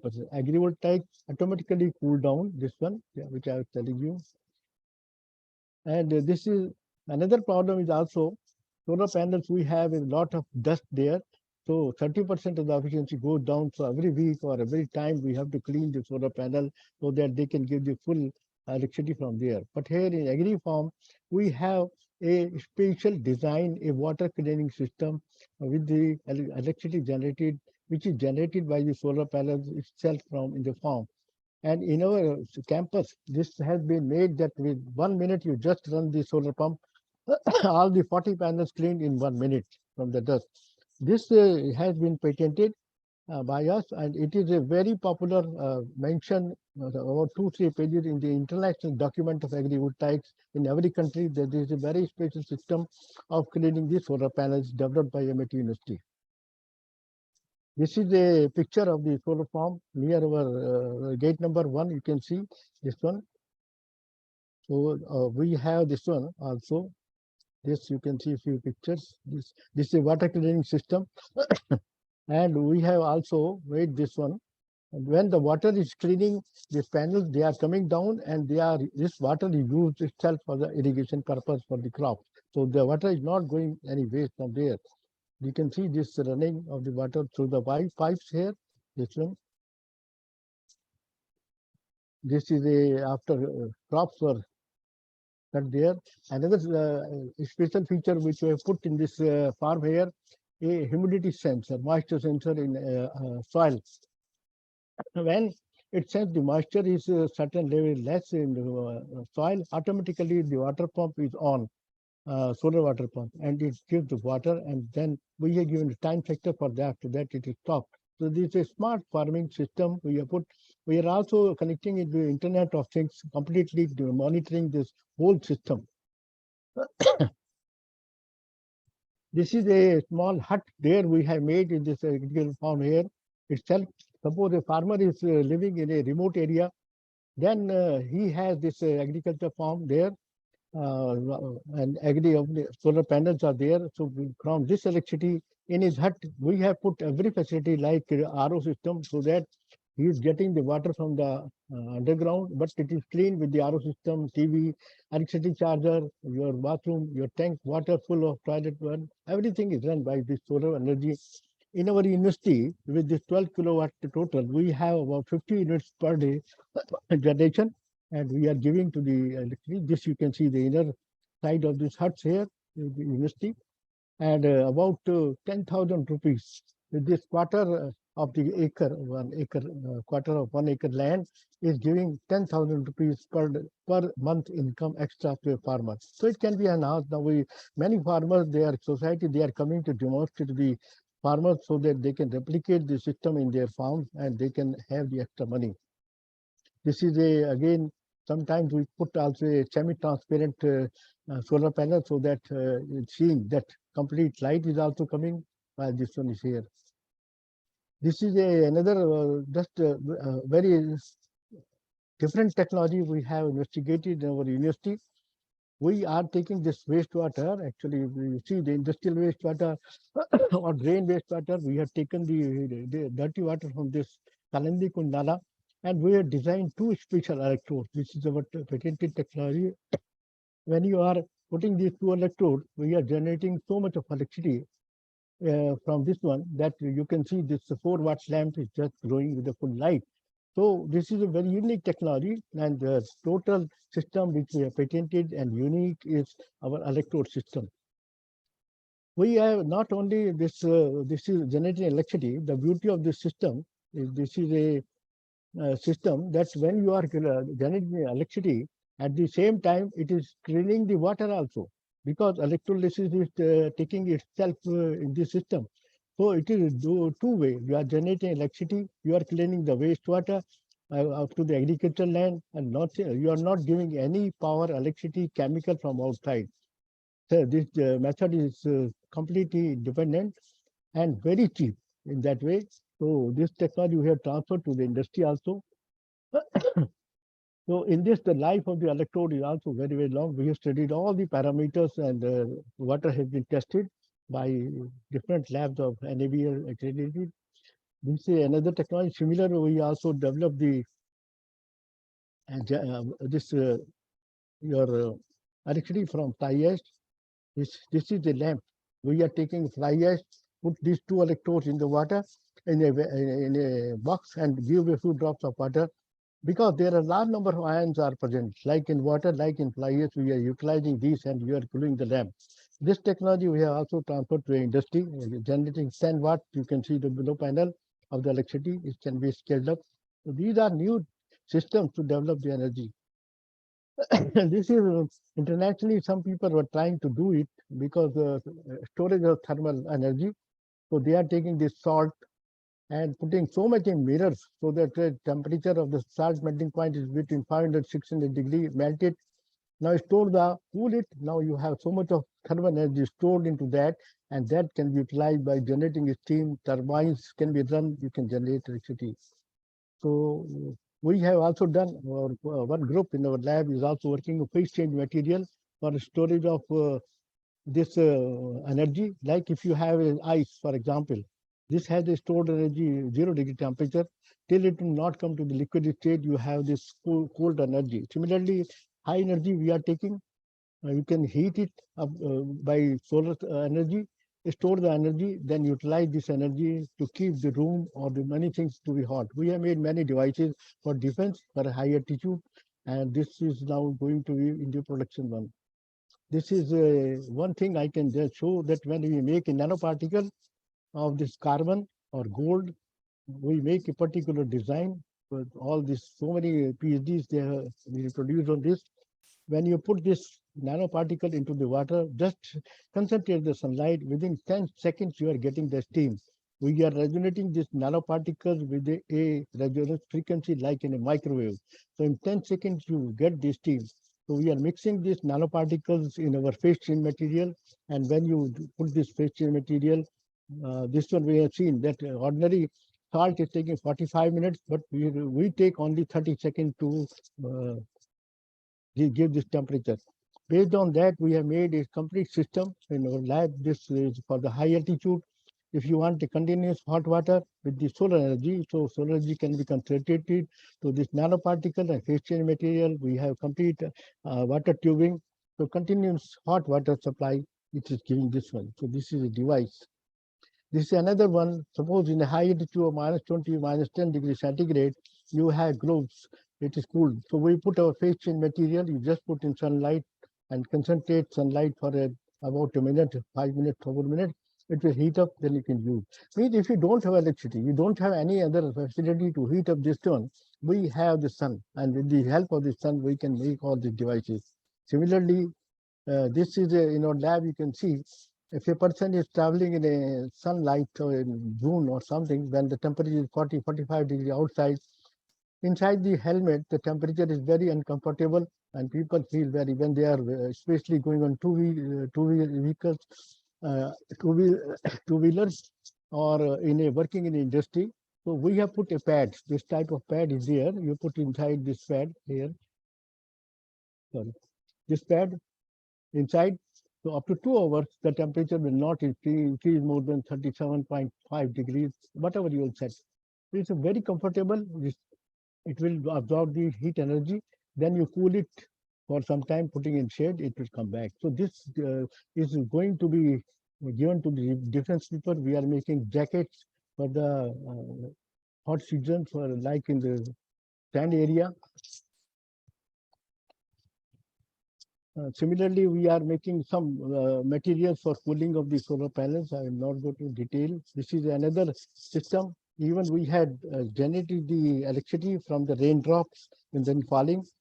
This work is a very preliminary stage, but we can say that any moving things, when we have either a raindrop or any drop, we can generate electricity. And you can see it in our lab that this is the complete theory published there. And this is the, we have put, and in the complete LED panel, you can see this is glowing with the electricity generated from the raindrops.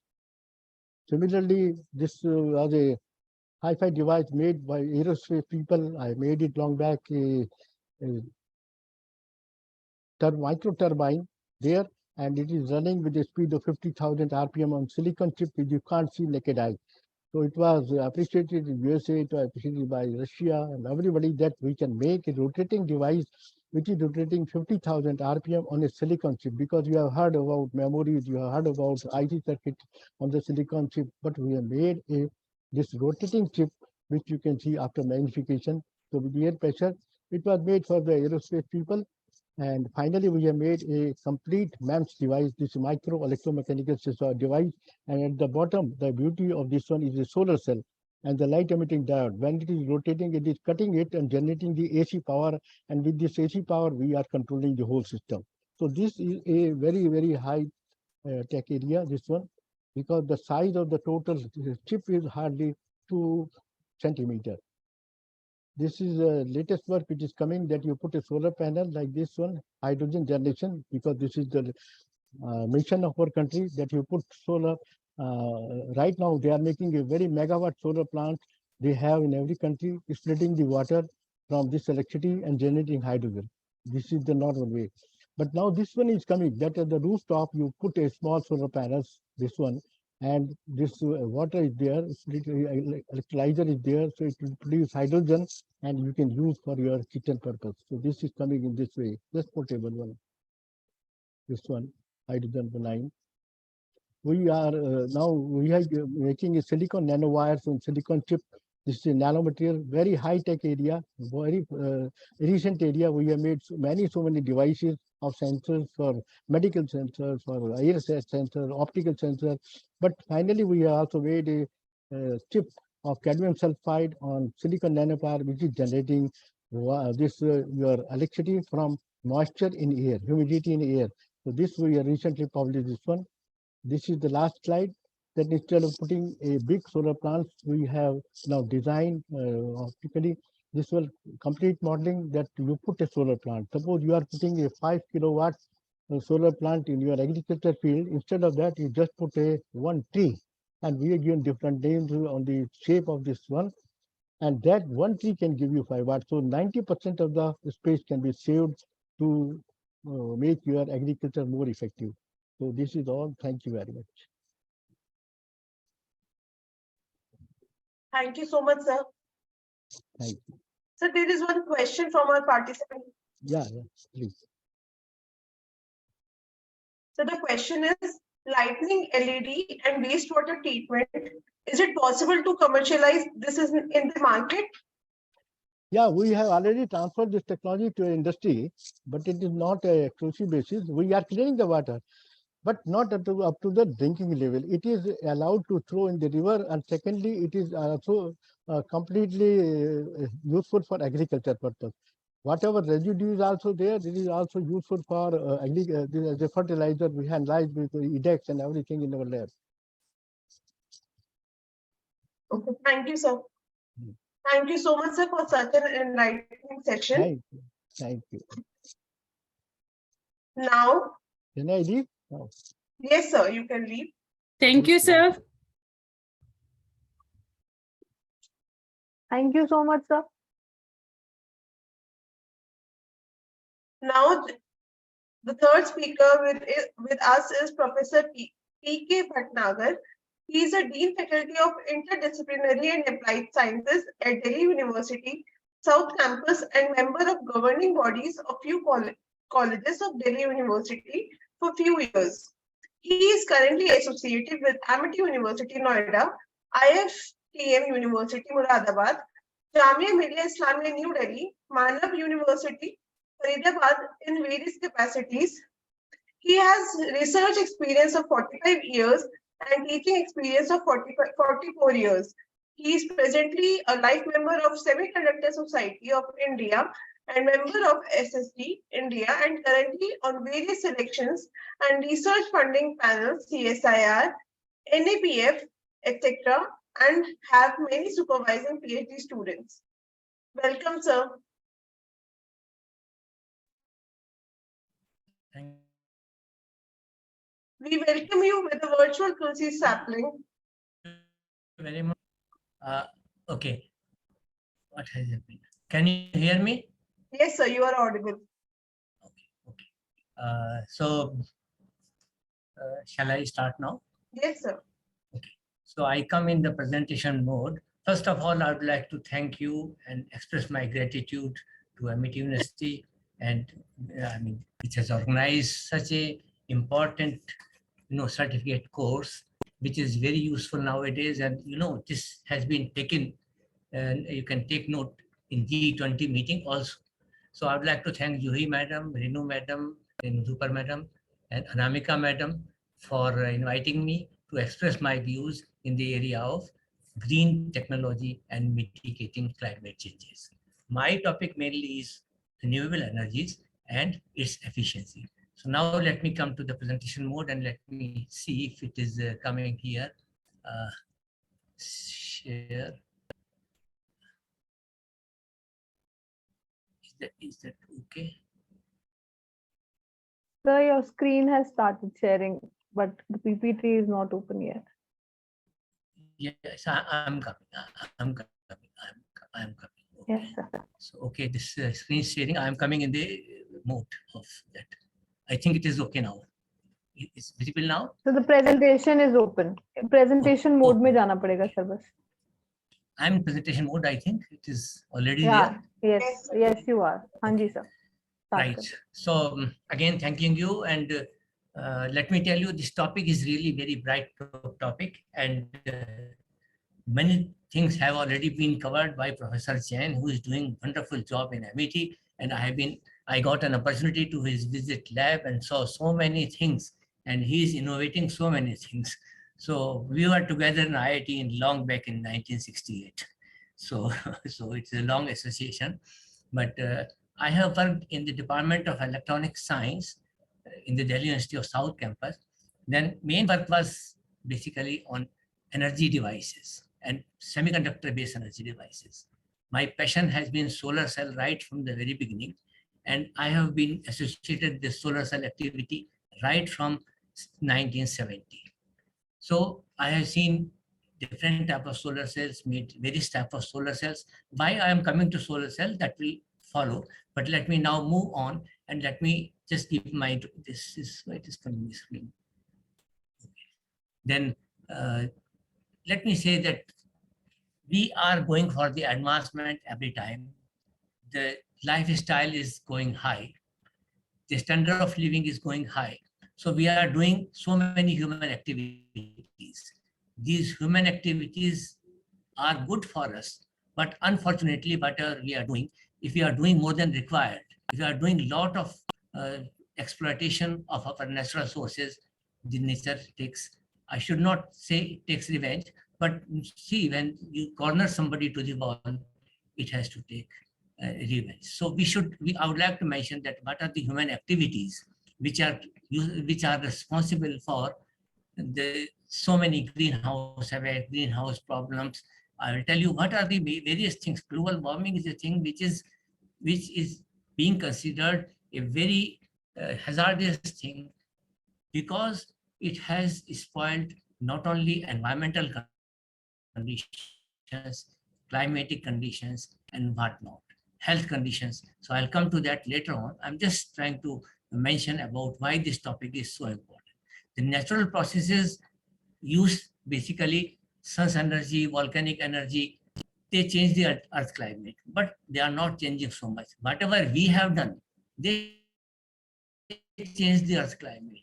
You must have heard that every day there is a lot of rains are there, floods are there, fires in jungles are there in various countries, the landslides are there. So all these hazards, let me tell you, are because of the things what we have been playing with the Mother Earth. So we have to be now very careful, although it is very late, but now it is never late. It's never too late. Whenever jab jag jaye, tabhi savera hai. We have to see that how we can go in this, how can we move in this area.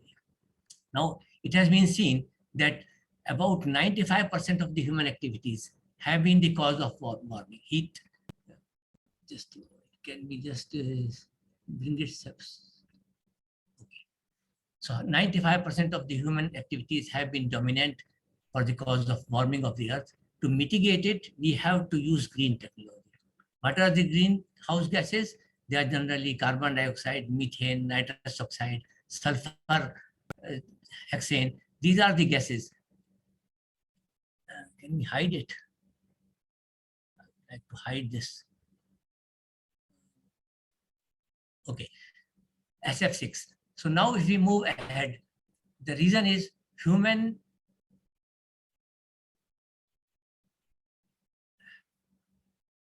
there are some human factors which are causing the hazards, over-exploiting the natural sources. You see, nowadays, so many buildings are coming up.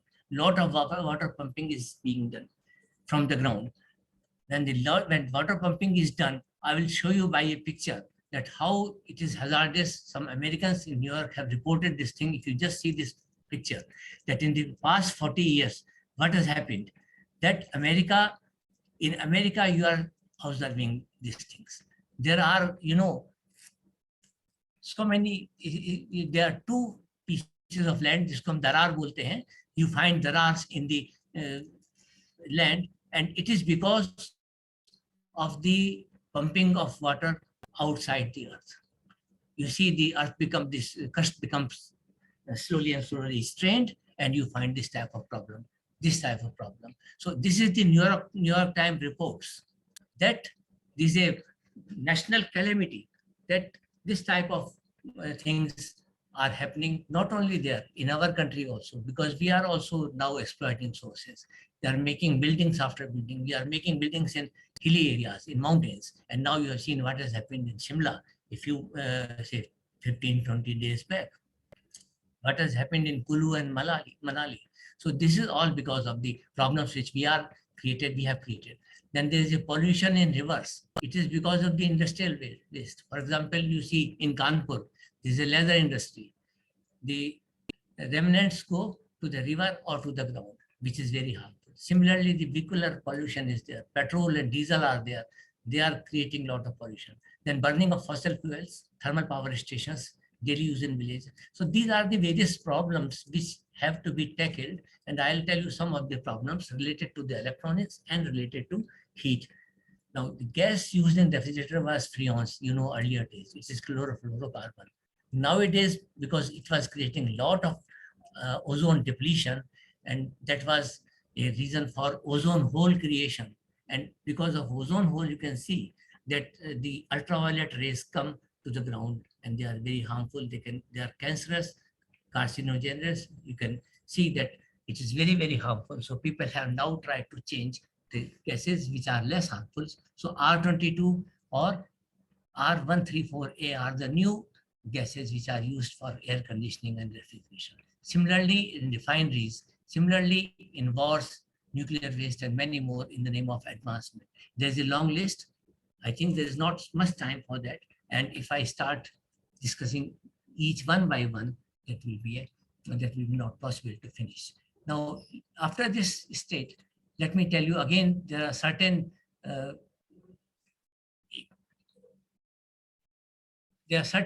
other factors, like transportation takes 28% of the greenhouse emissions. Electrical production takes about 25% of the greenhouse. 23% industry. Commercial and residential takes 13%. Agriculture takes 10%. And similarly, the land use takes about 12% of the greenhouse emission. Now, you know that greenhouse emission. What is meaning of greenhouse emission? Basically, the heat is trapped. Heat is trapped here. And the global warming is taking place. And by global warming, what is going to happen? The glaciers are melting. The sea level may go high. And after, say, may about 15, 20 years, if it is we are not taking care of all these things, all the cities which are very close to the sea level may submerge in the sea. Like Dwarka, about, it is submerged in the sea. So, but that was a natural thing. But whatever we are doing, we have to take care, and we have to somehow avoid and find ways and means to stop the greenhouse effect. Now, the topic is so important that it was given a special place in G20 meeting. I'll show you a newspaper cutting, and this G20 meeting was held in 9 and 10 September, and ozone depletion has also been to be considered. It is the need of the hour and importance of such awareness program with various types of energy sources. We congratulate MET institution that they have at the right time taking this certificate course, so that most of the students and young generation which is coming, they will be able to understand the gravity of this situation and see what can be done. We should not waste, as Dr. Jain said, Professor Jain said, that we have to use things, or Professor Sharma also said, हमें थोड़ा सा चीजों को बहुत ज़्यादा luxurily इस्तेमाल नहीं करना चाहिए. We have to use them sparingly. Whatever is required, you do that. Do not go for luxury, because whenever we use the things luxuriously, we need more electricity, we need more energy, and more energy, we need more and more systems to generate energy. And when you generate energy, if you have the non-conventional energy sources, they are very pollutant and they are not good. But people are doing now renewable energy sources, which are not as much pollutant, but certainly they contribute to the some environmental problems. The carbon and carbon emission, it is a very bad problem. And you know, everybody is talking of silicon solar cell. Everywhere you can see the silicon solar cell at rooftop, and they are very good. They can work up to 25 years without any degradation. But let me tell you one thing. It's very important. Many people do not know about it. Silicon needs a lot of purification. And when I tell about 5 and 6N, 5N means 5-9 purity. 5-9 means 99.999. There are 5 N's. Similarly, 99.9999. This much purity is required when you have to use silicon, which is a semiconducting material. When you do this purification, there's a lot of carbon emission, and when there's a lot of carbon emission, is very hazardous for the atmosphere. So people are trying to look for the alternative material for silicon, but unfortunately, no such material has been found which is as good, as efficient as silicon, and as stable as silicon. But still, if you need more and more energy, if you use more and more silicon, you should see what will happen in next few decades, because you need so much of purification and so much of carbon emission. So I have worked in this area, and I have done some work on organic materials, conducting polymer-based materials, which are very good as an alternative of silicon, but their efficiency is much lower, but they are very cheap, and they are wearable materials, meaning thereby they are the devices which we make are wearable, they are flexible, they are environmentally friendly, and they are very good. I'll come to that also. Little bit I'll describe about those things. If you talk about nuclear waste, somebody was talking about what is the nuclear energy. Well, nuclear energy is very good, but nuclear waste is the problem. Japan is throwing their nuclear waste, and it is many people around, many countries around are taking note of it, because nuclear waste, it will stay for years and years together. Similarly, electronic waste is very, very, important to be considered. How should be taken care of electronic waste? It is polluting the atmosphere. If you have seen the old electronic devices or PCB, printed circuit boards, you can see there is a circuitry in the board, but unfortunately there's mercury also. So the rag pickers, if they pick these materials, sometimes it's very hazardous. The mercury goes in their body through their hands or through any way, and it is very hazardous for health also. So these things have to be taken care of. So not only the energy has to be produced, but we have to see that whatever system we are using for production of energy the process should be environmentally friendly. I would like to say in the last, but before the alternative sources we are looking for, or the alternative materials we are looking for, like silicon, for silicon we are using the conducting polymers. The polymers can be used as semiconducting materials. I'll come to this later. And you can replace silicon by polymer materials. I'll give you the justification of this also. But besides this, I would like to say that energy saved is equivalent to energy produced. This is a very good slogan. Energy saved is energy equivalent to energy produced. You see, what our Prime Minister had done, I'm not saying for any government which does good work should be acknowledged. LED bulbs have come into picture. In last 5-6 years, you must have seen the light emitting diode bulbs have come, which has changed the incandescent bulbs, or which have changed the tube lights or CFLs. What is so good in LED bulbs, that LED bulb of 5 watts give you same type of luminance as a 100-watt bulb of incandescent lamp, or say 20 watt of CFL. So it means rather than spending 100 watt or 20 watt or 30 watt. Now we are spending just 5 watt to get the same purpose. So we have to make electronic devices, we have to make electrical devices and system in such a way which consume lesser and lesser energy. Now you must have seen that there are 3-star air conditioner, 3-star devices available, or 5-star devices available. 5-star or 3-star means that they are devices which consume less energy and they are energy efficient. So we have to make the energy efficient systems. So with the renewable energy system, mainly people are looking for two things, as Professor Jain said. In solar is very good, and from solar we can use the electricity aspect as well as the heat aspect. But there are other also, wind energy is there, tidal energy is there, then piezoelectricity is there. Some people should have known about the piezoelectricity. I'll just give an example in a minute about the piezoelectricity system, but let me go ahead. There are certain things which we are using for energy saving. So Energy Star is there. I just told you it spends 90% less energy than the incandescent bulb. Then you have the devices. Those who have read about the semiconductors, they know about the PN junctions, silicon control rectifier.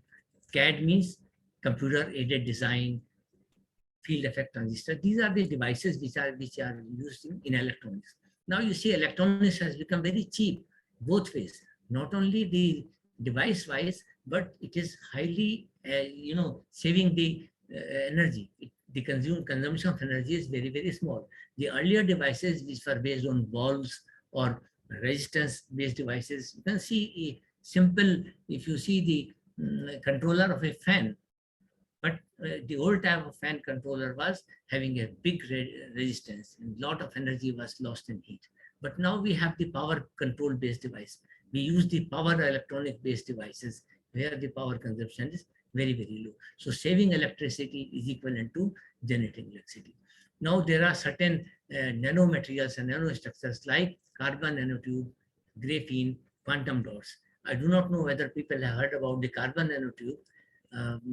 Let me tell, this talk is for the young students and not for the elite scientists. So I would like to tell them that carbon nanotube is a very, very thin and tube.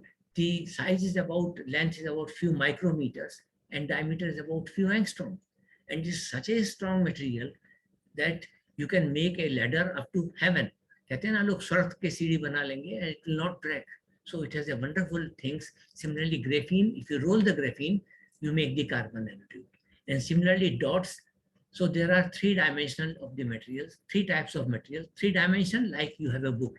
It has length, breadth, and height. 2-dimension has a plain paper, is a 2-dimensional material. 1-dimensional is simply a tube, like a carbon nanotube. And 0-dimension means, 0 doesn't mean exactly 0, but it is very, very small dimension. We call it dot. So the property of these materials changes drastically when we reduce the size from 3-dimension to 2-dimension to 1-dimension to 0-dimension, and the properties change for good. So these materials we have been using, whether we use solar cell or whether we use light emitting diodes for saving electricity, or even in phase change materials, as Professor Jain mentioned, which is used for storing the heat energy for long hours. So I have done work on plastic electronics, which is flexible, organic, and environmentally friendly electronics. And then it is easy to process. It is cheap also. And a lot of work has been carried out. And we published a paper on light emitting diode, which is really wonderful. I will show you 3 small movies also. People are now seeing, many of you must, every one of you using mobile phones. Now the mobile screens are, becoming flexible. You can roll the screens, roll down the screen. So mobile becomes so small, you just press a button, the screen comes out. I'll show you that also. So these things are coming to the market. It takes lesser space, more flexible, more friendly, and then we just move that. I need not say that is a high growth rate of population and this advancement of science and development. So energy demand is increased 2-3 times in 2-3 decades.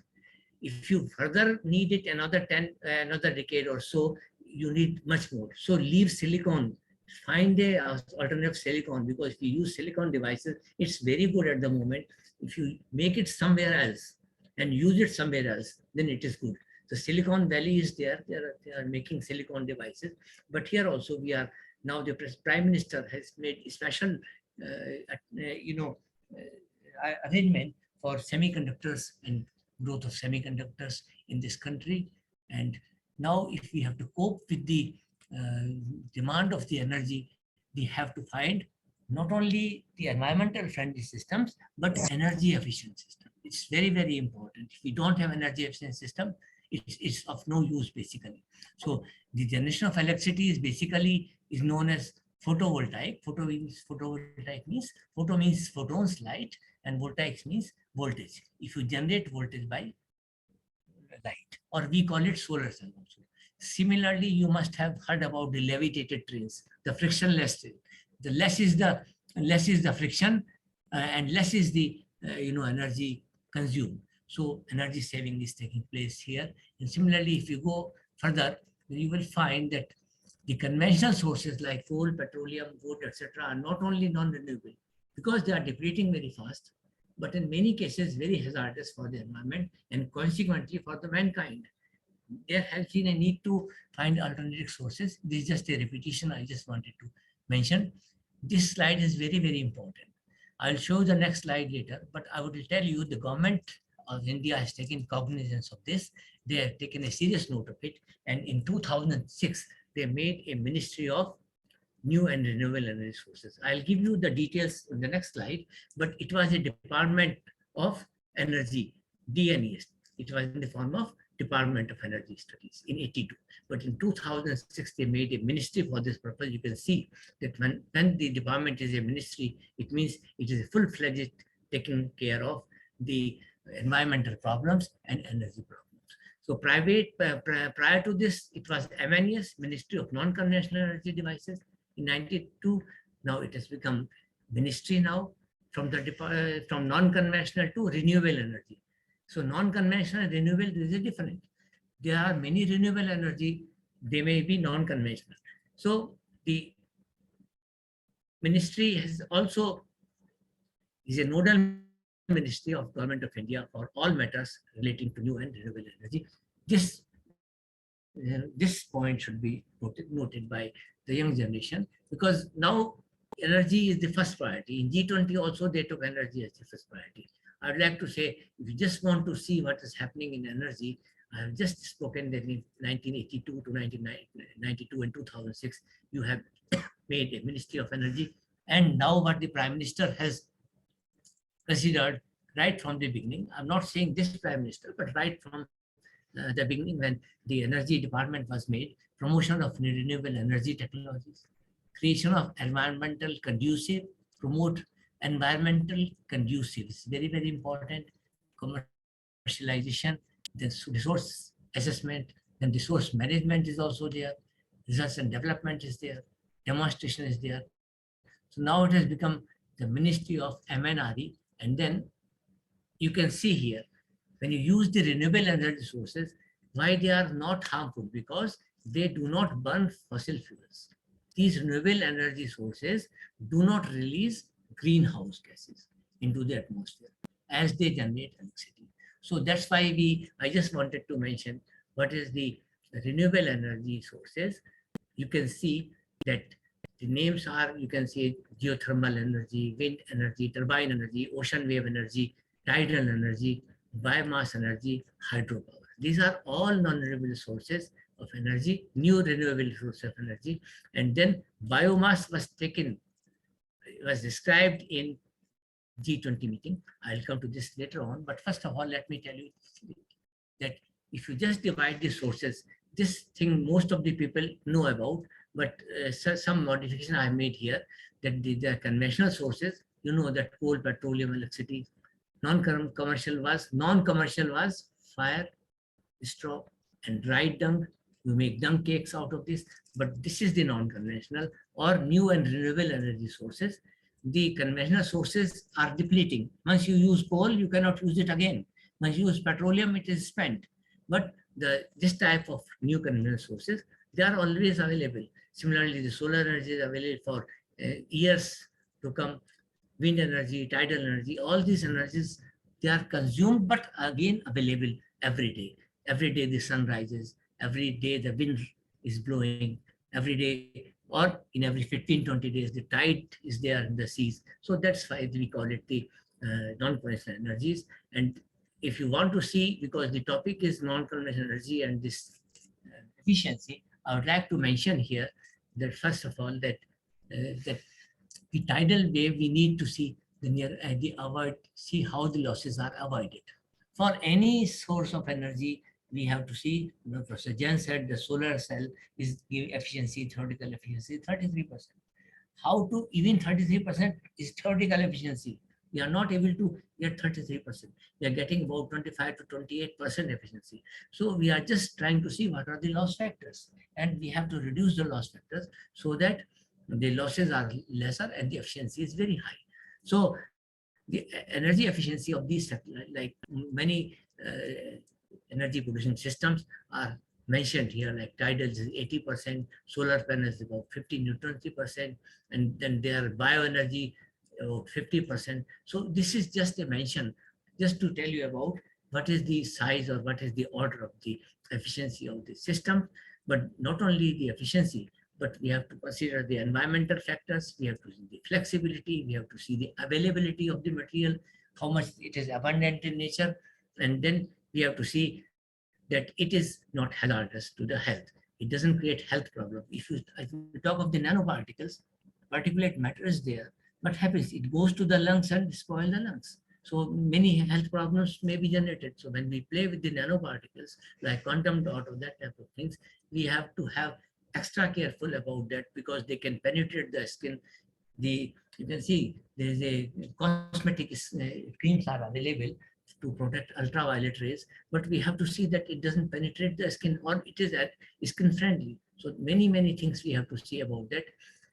I just mentioned you earlier that the world is witnessing so many incidents of excess rains, drought, fires, earthquakes, tsunamis, melting of glaciers, cloudbursts, hurricanes, landslides due to environmental misbalance or disbalance, pollutants in air. So I would like urge you to purchase or subscribe this magazine, Energy Morning Daily Newsletter. I'm just telling you about the, even if you study once a week this magazine, you will be able to update your knowledge and see what new systems are coming in the market and how can we modify our systems to get better or efficient energy system at a low cost. Now, with this, next is the problem, not only getting the energy. Nowadays people talk of the electrical vehicles. Nowadays people are about the solar energy or wind energy or tidal or whatsoever. Once you get the energy, there is a need to store the energy. Even your mobile phone have a lithium-ion battery. Unless you store the energy, then what happens? So long as the alternative sources available, you will get the energy. But the moment the sun is set, you will not get the solar energy. Similarly, your Chandrayaan, which is sitting there at moon, 14 days it worked because the sunlight was there. But after that, it stopped working and it's waiting for the time to come, or it to work again, so that the solar panels becomes again active and so the electrical energy storage batteries from photovoltaics are very important. Different types of batteries are available in the market. People are using lithium-ion batteries, but people are now trying to change lithium. Other materials are being used. So we have to develop efficient batteries with high energy per mass storage. You see, if the batteries are very big, their mass is very high, then lot of power, lot of weight, because of lot of weight, the problem in driving the vehicle will be there. So you can see even lifts, there's a limit that 6 persons are sitting. Even in a car, 5 persons are sitting. But if the weight of the battery is more than the 2 persons weight, then it is of no use. So that's why we have to see that energy per mass storage has to be reduced. Then phase change material have to be used for the heat storage, like paraffin wax is there, and some work is going on. Let me say, pioneering work is going on in Professor Jain's lab, and I'm also associated with this work, and they have made a number of materials which can store energy at a very low cost. Store energy means not only storing energy, they store heat energy basically. And for 4 to 5 hours, the gloves, remain warm even at 0 degrees Celsius. So that is the thing people will have to generate. Similarly, we have to get the clean energy. Hydrogen energy is the most important energy. People are trying to make. In some countries, the hydrogen-based vehicles are moving. In some countries, you can see, but the hydrogen is a problem that it should not come in contact with the air, otherwise it becomes hazardous. Similarly, some people work on sunflower technique. You know, sunflower is a flower which follows the sun. So it can be used for tracking. This type of system can be used for tracking the solar energy, so that because the sun moves from when east to west, then the tracking should also move with this, so that the energy is achieved throughout when the sun is moving. With that, I just wanted to show you this system that in G20 to 23, the biofuel was taken as a very special case. Modi is here, and this all the countries, they have made biofuel for Sehmati, agreed upon this thing. That was the fourth point. I'll show you another slide, and you can see that was the paper Dainik Jagran. I just took a photo of this. So in this agreement, you know, 83 points were all agreed upon. The fourth point is very important, that Global Biofuels Alliance is very, very important. And because India hosted this this particular G20 meet this time, and it is up to November. The next country is Brazil, that will come after that. But it's our duty to look into the follow-up of what has been decided in global G20 conference. So this is very important. Biofuel is very, very important nowadays. And then let me tell you the application, the topics which are very wide, and will highlight the following such ones: the generation of power, distribution, shortage, solar cells, nanomaterials, piezoelectricity. I just told you what is piezoelectricity. I wanted to tell you, if someone does not know about, piezoelectricity is production of electricity by pressure. If you have a quartz crystal, and if you just press it, the charges are generated, electricity is produced. The best example in your house is when you light your lighter, burn the gas or light your gas with the help of lighter, the lighter has a piezoelectric system. You just press it, apply a pressure, and the piezoelectric crystal generates electricity and spark. That is how the piezoelectricity works. Now, when the people are moving on a road, now the roads are being like this. That below the road, there is a system which has the piezoelectric crystals there. So when the vehicles are passing on the road, these crystals are pressed. And because of pressing these crystals, electricity is generated. And this electricity generated can be used for lighting or road, you can street lighting, etc. So this is piezoelectricity. The gas lighter is a very good example. Similarly, the generation and storage of heat can be used in case of, it can be used for water heating. At rooftop, you must have seen the solar heaters are there. In heating, we use infrared rays, whereas in case of solar cell, we use the visible light. That is the difference. Visible infrared rays are basically hot. You must have heard about the infrared lamp. It is used for, heating, or it is used for heating purpose. And in some cases, you can say कि अगर आपको किसी की massage करना है या किसी को सिकाई करनी है, for that purpose, that is being used. Now, waste management is very, very important. Lot of heat is wasted. You must have seen in refineries, those who have gone to Agra must have seen in the way there are refineries, and a lot of flames are coming out of that. That flame is just going waste. Now, if you can somehow control or take this flame, take this energy from the flames, then you can use the waste heat management and use it for many purposes, not only for making steam, but also you can make it for creating electricity. Because when you want to produce electricity, there are two things. I just did not mention it earlier. There are two things. The invention of wheel, wheel invention was very, very important. When the wheel was invented, many things was possible. Transportation was possible. The motion was possible. Similarly, for when you want to produce basically electricity by hydro or tidal or by similar means, not solar cells. you have to move the wheel. You have to move the wheel turbine so that it moves the dynamo, and dynamo makes the electricity. So that is very, very important. And besides the invention of the wheel, we can now we are switching also to some extent, not now, but in future we will look to wheelless societies. Like in solar cell, there is no wheel. In solar cell, similarly in levitated trains, there is no wheel, so that the friction is becoming less, and there is not much motion. But otherwise, in most of the systems, because the energy is conserved, it is transferred from one form to another form. You can see that the mechanical energy can be converted into, electrical energy. Here also electrical energy, and so on. So this is possible.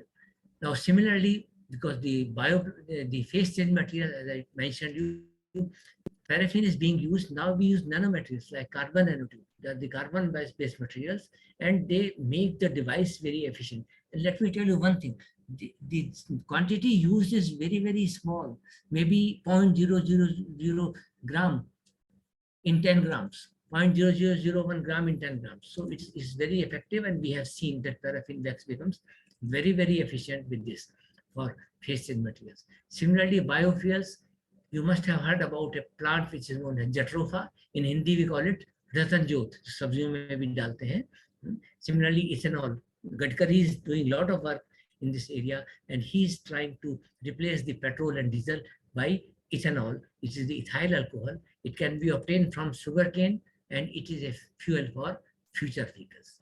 So this is all about, how can we harness the energy? How can we go for the environmentally friendly systems?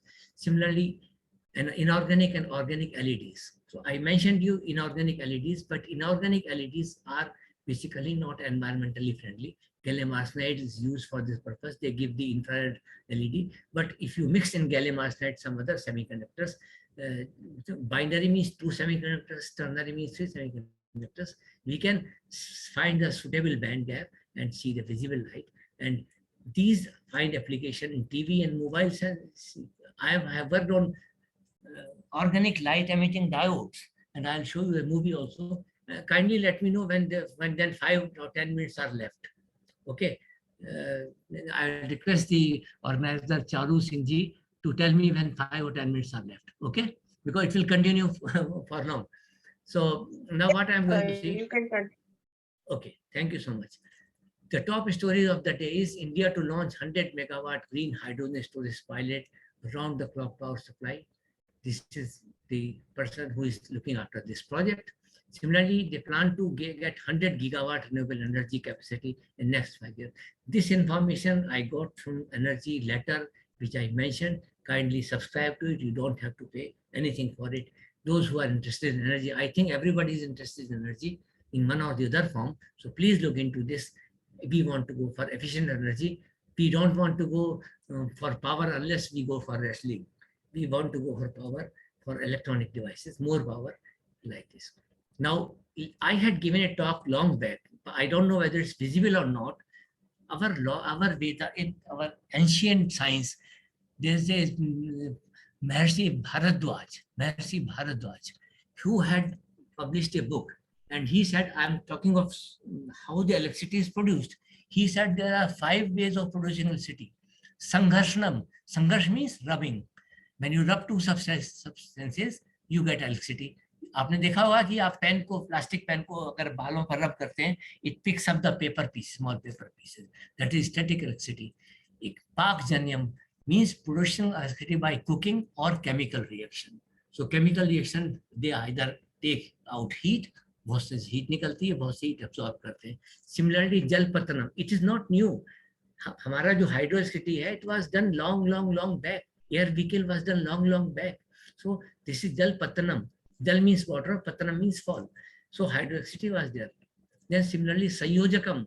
बहुत से लोगों ने पढ़ा है thermocouple, copper, iron, copper constant. So you join 2 different materials together, you make thermocouple. That also create. If you put one junction at cold end and another junction at hot end, automatically electricity starts flowing through it. Mine was Kiranjanyam. Kiranjanyam means ray. light. Janya means generation. So production by solar rays, that was done long back. My passion has been solar cells, so I worked in photovoltaics. And because in India you have more than 300 days of sunshine, the solar is very, very important. Photovoltaic solar cells very important. Now, it is basically the direct conversion of solar energy into electricity. I'll tell you just in 2 minutes time how does the solar energy is converted into electricity. So what basically we are doing, though silicon is very efficient, I mentioned you earlier that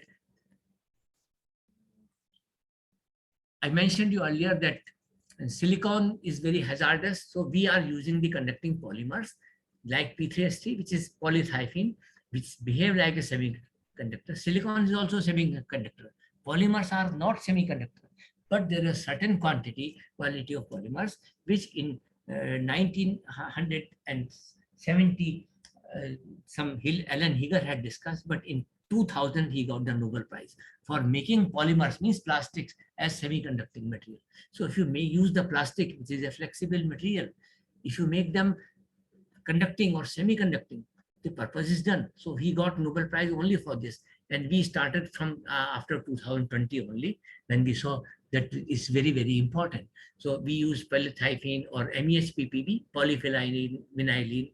So these are having, we don't need purification, high purification. Silicon, we need 5969, 99.999, but here no, flexible. And the procedure is environmentally friendly. The procedure is simple.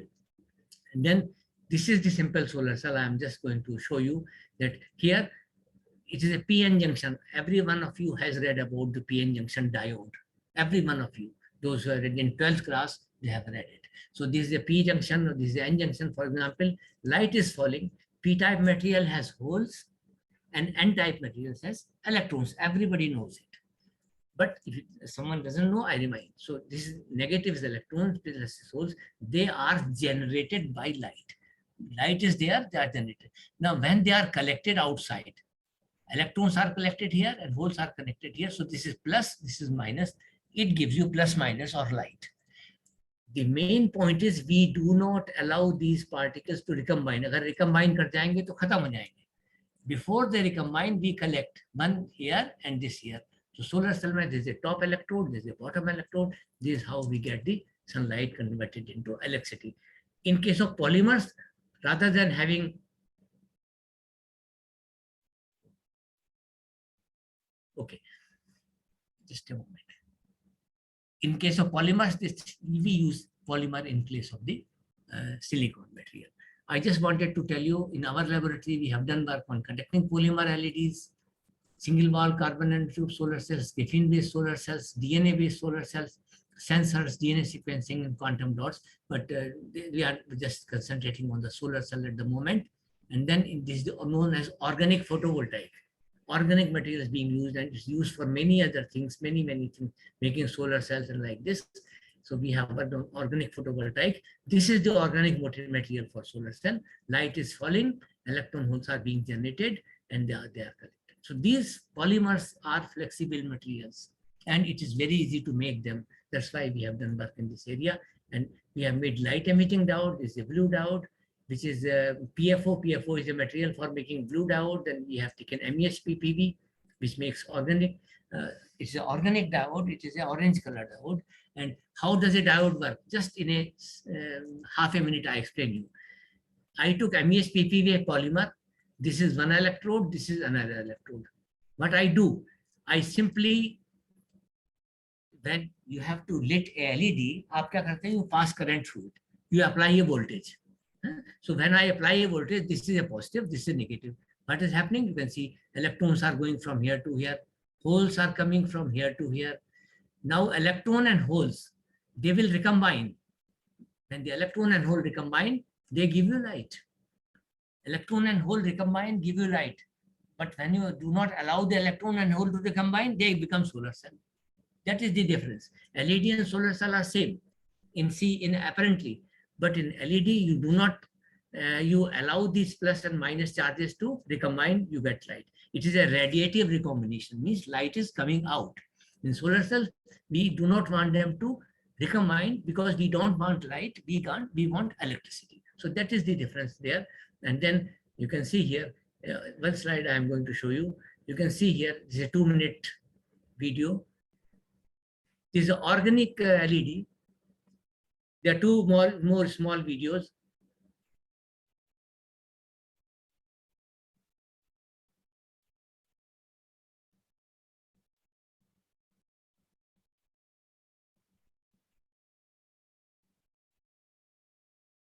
See what is happening now. He has made a OLED.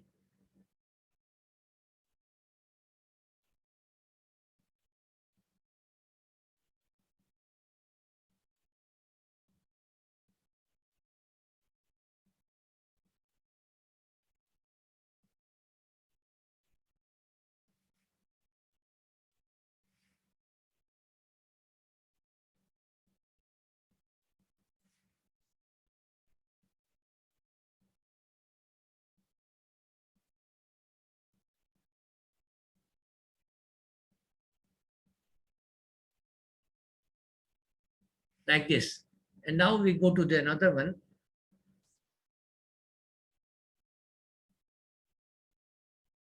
This is a TV,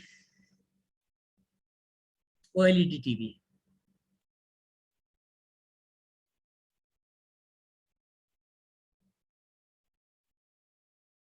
How thin?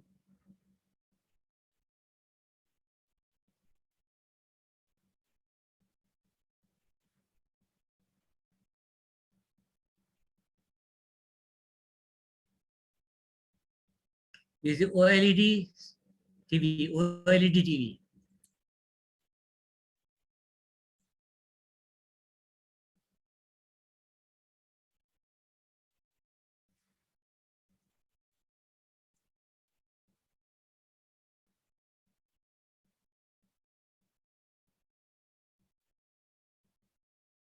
Okay, now let me go to the next one. So I've shown you that these TVs, the screens, the display devices are made of the organic light emitting diode, and we have worked in this area. We have been able to make orange, blue, white, all the type of diodes, and we have been able to extract. See, when the diodes are made, the whole light is not coming out of that. Their efficiency is very poor. They produce very good light, but the light remains inside. So I have done some work where the whole light or maximum light can come out of the diode. I have put zinc oxide nanorods there, and the light is coming like anything. I have been able to increase 22 times increase in light. So that is the technology we have been able to develop. So we have to increase the efficiency of the device. Now, if you go to for the biodegradable lab or this bio waste, in this case, I'm now slightly changing from electronics to bio material. And what is happening here? Bioenergy can be carbon neutral when all biomass produced having is used. So it is the organic matter basically, and if you are using this thing, I told you Jatropha was there and there are other materials are there. So because people use cellulose, hemicellulose, lignin, and that type of material and produce the energy. And for produce energy, they have to do for drying, they have to do pyrolysis. Pyrolysis means heating without oxygen or heating without air. Combustion is there, reduction is there. And then when you do this process, the Global Biofuel Alliance has been agreed upon, we have to go in this direction. The present day problem is that efficiency, whatever is required is little less than that. But this is very, very, some of the systems are not eco-friendly, but we are trying to see the things which becomes eco-friendly, like in incinerator, the whole thing remains in. So every bad thing remains in, it doesn't go to the atmosphere. So similarly, the modern use of biomass is about how much? 7 exajoules. 1 exajoule is about 10 power 15 kilojoules, 10 power 15 kilo, so much of energy. Since 1990, biomass is being done, and in 2022, means last year, what has been done, by 2030, a roadmap has been made, and 22 it was about 0.07%, which is very small, and we have to increase it. Now, what is the future of biomass in India? The consumption volume in India is about 186 million liters in 2022. Similarly, the future is very, very good. And we are looking for 18,000 megawatt of energy using the biomass. So similarly, for creating biomass, we can get heat, we can get electricity, we can get gas, we can get food stocks, we can get ethanol, which is a fuel for the vehicles nowadays, like bio oil, gaseous, like all these things are available. And then next is for cooking purpose. Cow manure is converted into methane to produce electricity. Methane gas can be converted to methanol liquid. And this methanol is a type of alcohol which can be used for biomass industry running the wheels. So all these things, so all these things are available. This is again a potential contribution biomass in world energy scenario. You can see that up to they have made a target 2025, 2050, 2060, they are making a target so that they can get how many exajoules, 10^15 of kilojoules per year. So this is a target now. This is the latest as far as the biofuels is concerned. This is a system for making biofuels. I told you earlier also, you can heat in here, you can, when you heat it there, you can get combustion, gasification, then you get pyrolysis, and after that here you get the electricity. Similarly, there are two methods, but this thermochemical method and this biochemical. This biochemical method, in thermo you get the thermal heat, in bio you can get bio or chemical fuels. So if you want to go for see what are the current status and key challenges for Biofuel India, you can look into this book, and he is a person he can give you more idea, those who are interested in this area. And with this, this is my research group. I am working with this in Light India. And this person has contributed a lot. In solar cell, then person is missing, but in solar cell, this person has contributed, this person has contributed. This is my co-worker in my laboratory. And with this, I thank you very much for the talk. You have been patiently hearing my talk. Thank you very much. Thank you so much, sir. Sir, we have few questions from our participants. Can I Yes. ask? Yes, please, sure. The first question is, what is the efficiency of various renewable energy sources compared to traditional fossil fuels? See, the efficiency of fossil fuels is much higher than the renewable energy sources, let me tell you. But unfortunately, they are very hazardous to the atmosphere. In renewable, for different energy sources, I had already given a chart which was showing you energy efficiency. But solar cell, for example, is going 15 to 20% maximum energy. The theoretical efficiency is 33%. For example, in LEDs, you can have, there are two types of efficiencies: internal quantum efficiency and external quantum efficiency. You have to see what we really want to go for. But certainly, yes, LEDs are being used everywhere, not solar cells, but LEDs are being used because they are very stable, they are energy efficient, and they can make flexible display devices also. So apparently it depends upon place to place where you are doing. If you want to go for wind energy, you cannot do it here. You have to go to the seaside or Rajasthan side. So it depends upon place to place, but it is about 30% also. Okay, Yes, sir. The second question is, how do factors like location, climate, and technology affect the efficiency of renewable energy systems? I think I answered this question, that because you have to see the efficiency of this person. Suppose you want to make we had a thermal power station generation in Delhi. We used to bring coal from Bihar.